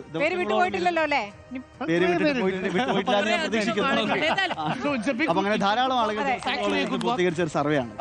പ്രിയപ്പെട്ട പ്രേക്ഷകരെ, ഇനി യഥാർത്ഥത്തിലുള്ള സർവേ വരാൻ പോകുന്നു. അത് ജനവിധിയാണ്. അതിന് കുറച്ച് നാളുകൾ, കുറച്ചാഴ്ചകൾ മാത്രമേ ബാക്കി നിൽക്കുന്നുള്ളൂ. റിപ്പോർട്ടറിന്റെ വാർത്താ സംഘം തയ്യാറായി കഴിഞ്ഞു. എല്ലാ മുന്നണികളോടും പറയാനുള്ളത് ആത്മവിശ്വാസത്തോടുകൂടി മുന്നോട്ട് പോകുക. അതെ പ്രിയപ്പെട്ടവരെ, ഒരിക്കൽ കൂടി പറയുന്നു, താഴെത്തട്ട് മുതൽ എല്ലാ രാഷ്ട്രീയ നീക്കങ്ങളും ആദ്യം പ്രേക്ഷകരിലേക്ക് എത്തിക്കുന്ന റിപ്പോർട്ടറാണ്. ഏറ്റവും ഒടുവിൽ വന്ന ജി സുധാകരൻ തന്റെ നിലപാടിൽ ഉറച്ചു നിൽക്കുന്നു എന്ന പൊളിറ്റിക്കൽ ബ്രേക്കിംഗ് അടക്കം റിപ്പോർട്ടറാണ് പ്രേക്ഷകർ. കേരളത്തിൽ കേരളം ഇതുവരെ ഒരു ഇലക്ഷനെ നേരിട്ടതിൽ വലിയ സന്നാഹമാണ് ഇപ്പൊ റിപ്പോർട്ടർ ടിവിയുടെ സന്നാഹം എന്ന് പറയുന്നത്. കാരണം ഓരോ മുക്കിലും മൂലയിലുള്ള അരിമണി നമ്മുടെ ഒന്നാം rank M S Arunkumar. Very good evening M S Arunkumar. Congratulations. എല്ലാവരുടെയും ഹൃദയം നിറഞ്ഞ അഭിനന്ദനങ്ങൾ. Thank you. എന്താണ് അരുൺകുമാർ കേൾക്കുന്നത്? എങ്ങനെയാണ് ഈ ഒന്നാം റാങ്ക് കിട്ടിയത്? ഈ വിജയത്തിന്റെ ചേരുവ എന്താണ്? എന്റെ പാർട്ടി, അതോടൊപ്പം തന്നെ മാവേലിക്കരയിലെ പ്രിയങ്കരായ ജനങ്ങൾ, അവരെല്ലാം രാഷ്ട്രീയത്തിന് അതീതമായ സ്നേഹം ഉണ്ടായിട്ടുണ്ട് എല്ലാവരുമായിട്ട്. എന്നാലും എങ്ങനെയാണ് അവരുടെ പ്രവർത്തനം എന്നൊന്ന് പറയാമോ? ഈ ശത്രുക്കളില്ലാത്ത MLA ആവുന്നത് എങ്ങനെയാണ്? അതല്ലേ പറഞ്ഞു, എല്ലാവരും രാഷ്ട്രീയത്തിന് അതീതമായി സ്നേഹിക്കുക എന്നുള്ളതല്ലേ ഉള്ളൂ. അരുണിന്റെ മാർക്ക് കുറയ്ക്കാൻ ആരും കാര്യമായി അവിടെ ശ്രമിച്ചിട്ടുമില്ല. അല്ല, അത് വളരെ പ്രധാനപ്പെട്ട ഒരു കാര്യമാണ്. നമ്മൾ ഈ സർവേ തുടക്കം മുതൽ നമ്മൾ ട്രാക്ക് ചെയ്യുന്നുണ്ടല്ലോ. പല ഘട്ടത്തിൽ, ഒരു ഘട്ടത്തിൽ പിന്നെ VK പ്രശാന്ത് ഉയർന്നു വരുന്നു, മറ്റാളുകൾ ഉയർന്നു വരുന്നു. മുന്നിൽ വന്ന ഒരു MLAയുടെ റാങ്ക് പിന്നീട് കുറയുന്നതിന്റെ പ്രധാനപ്പെട്ട ഒരു എലമെന്റ് എന്ന് പറയുന്നത് അദ്ദേഹത്തിന് ഓപ്പോസിറ്റായ വോട്ടുകൾ വരുന്നു എന്നുള്ളതാണ്. പക്ഷെ ഒരു ഘട്ടത്തിലും ഓപ്പോസിറ്റ് വോട്ടുകൾ കേന്ദ്രീകരിക്കപ്പെടാത്ത ഒരു MLA എന്നുള്ള നിലയിലായിരുന്നു അരുൺകുമാർ തുടക്കം മുതലുള്ള പെർഫോമൻസ്. അതെങ്ങനെ വന്നു എന്നുള്ളതാണ്. ഈ ശത്രുക്കളെ ഒപ്പം നിർത്താൻ കഴിയുന്നത് എങ്ങനെയാണ്? അഥവാ ശത്രുക്കളില്ല, ശത്രു രാഷ്ട്രീയമായിട്ടുള്ള ഇതല്ലേ ഉള്ളു, അല്ലാതെ വ്യക്തിപരമായ ഒരു ശത്രുതയൊന്നും ആരും തമ്മിലില്ലല്ലോ. അതല്ലെങ്കിൽ പിന്നെ വർഗീയപരമായ ചിന്തകളൊക്കെ വരുമ്പോൾ മാത്രമേ ഉള്ളൂ അങ്ങനെയുള്ള പ്രശ്നങ്ങൾ. ഇതങ്ങനെയുള്ള പ്രശ്നങ്ങളൊന്നും പലപ്പോഴും നമ്മുടെ പ്രിയപ്പെട്ട മാവേലിക്കര ജനങ്ങൾ അങ്ങനെയൊന്നും കാണിക്കുന്നില്ല എന്നുള്ളതാണ്. ഈ വിനയം ഒരു പ്രധാന ഘടകം തന്നെയാണ്. അല്ല, ഈ 5-6 തവണയൊക്കെ MLA-മാരായവരുണ്ടേ, ആദ്യത്തെ ഘട്ടത്തിൽ എങ്ങനെയാണ് ഇത്രയും ജനസമ്മതി നേടിയെടുത്തതെന്ന് ഞങ്ങൾ അത്ഭുതപ്പെടുകയായിരുന്നു. ഇത്രയും ഞാൻ ചുരുങ്ങിയ കാലം പറഞ്ഞില്ലേ, കൊണ്ട് എനിക്ക് കിട്ടിയ ഒരു ഇതെന്ന് പറഞ്ഞാൽ പാർട്ടി എല്ലാവരുമായിട്ടും സഹകരിച്ച് ബന്ധപ്പെട്ട് മുന്നോട്ട് പോകണമെന്നാണ് പാർട്ടി എപ്പോഴും പറയാറുള്ളത്. എല്ലാവരെയും പരിഗണിക്കണം, എല്ലാവരുടെ അടുത്തും സൗമ്യമായി ഇടപെടണം. പ്രത്യേകിച്ച് മുഖ്യമന്ത്രിയുടെ പ്രത്യേകമായ മീറ്റിംഗിൽ അങ്ങനെ തന്നെയാണ് പറഞ്ഞേക്കുന്നത്. ഒരാളുമായി ബന്ധപ്പെട്ടും ഒരു പ്രയാസവും പ്രശ്നവും ഉണ്ടാകാതെ അത് ചേർത്ത് പിടിച്ചുകൊണ്ട് മുന്നോട്ട് പോകണമെന്നാണ് മുഖ്യമന്ത്രി സൂചിപ്പിച്ചിട്ടുള്ളത്. അതിനനുസരിച്ച് പ്രവർത്തിക്കുന്നു. പിന്നെ ജീവിത സാഹചര്യങ്ങളും അങ്ങനെ തന്നെയല്ലേ, അതിനനുസരിച്ചല്ലേ മുന്നോട്ട് പോകണം. ഏതായാലും കൂടുതൽ ആത്മവിശ്വാസത്തോടെ പോകാലോ തെരഞ്ഞെടുപ്പിനെ നേരിടാമോ. ഈ കേരളത്തിലെ ജനങ്ങൾക്ക് ഈ സംസാരം കേൾക്കുമ്പോൾ എന്താണ് അരുൺകുമാർ എന്ന് മനസ്സിലാവുന്നത്. സൗമ്യമായ സംസാരമാണ്. ഞങ്ങൾക്ക് ഇതുപോലെ സംസാരിക്കുന്ന ഒരാളെ തന്നെ കാണാൻ കഴിയും. എനിക്ക് കുറച്ചുകൂടി സന്തോഷം. Thank you MS Arun. പേര് അരുൺകുമാർ എന്നാണ്, പക്ഷേ സ്വഭാവം ഒട്ടും അങ്ങനെയല്ല. കണ്ടുപിടിക്കും. Thank you Arun. Thank you Arun. ഒരുപാട് സന്തോഷം, ഒരുപാട് സന്തോഷം. Thank you Arun. അപ്പോൾ അതും അതുകൊണ്ട് എനിക്ക് കുഴപ്പമില്ല, നന്നായി അവസാനിപ്പിക്കാൻ പറ്റി. അപ്പോൾ അത് നന്നായിട്ടുണ്ട്. താങ്ക് യു പ്രിയപ്പെട്ട പ്രേക്ഷകരെ. അപ്പോൾ പറഞ്ഞു വന്നത്, ഇനി വരും ദിവസങ്ങളിലും പ്രേക്ഷകർ റിപ്പോർട്ടിൽ തന്നെ തുടരുക. The complete election channel reporter ഏറ്റവും പ്രധാനപ്പെട്ട രാഷ്ട്രീയ വാർത്തകൾ, അടിയൊഴുക്കുകൾ പ്രേക്ഷകരിലേക്ക് ആദ്യം എത്തിക്കും. Stay tuned. Reporter, the complete election channel.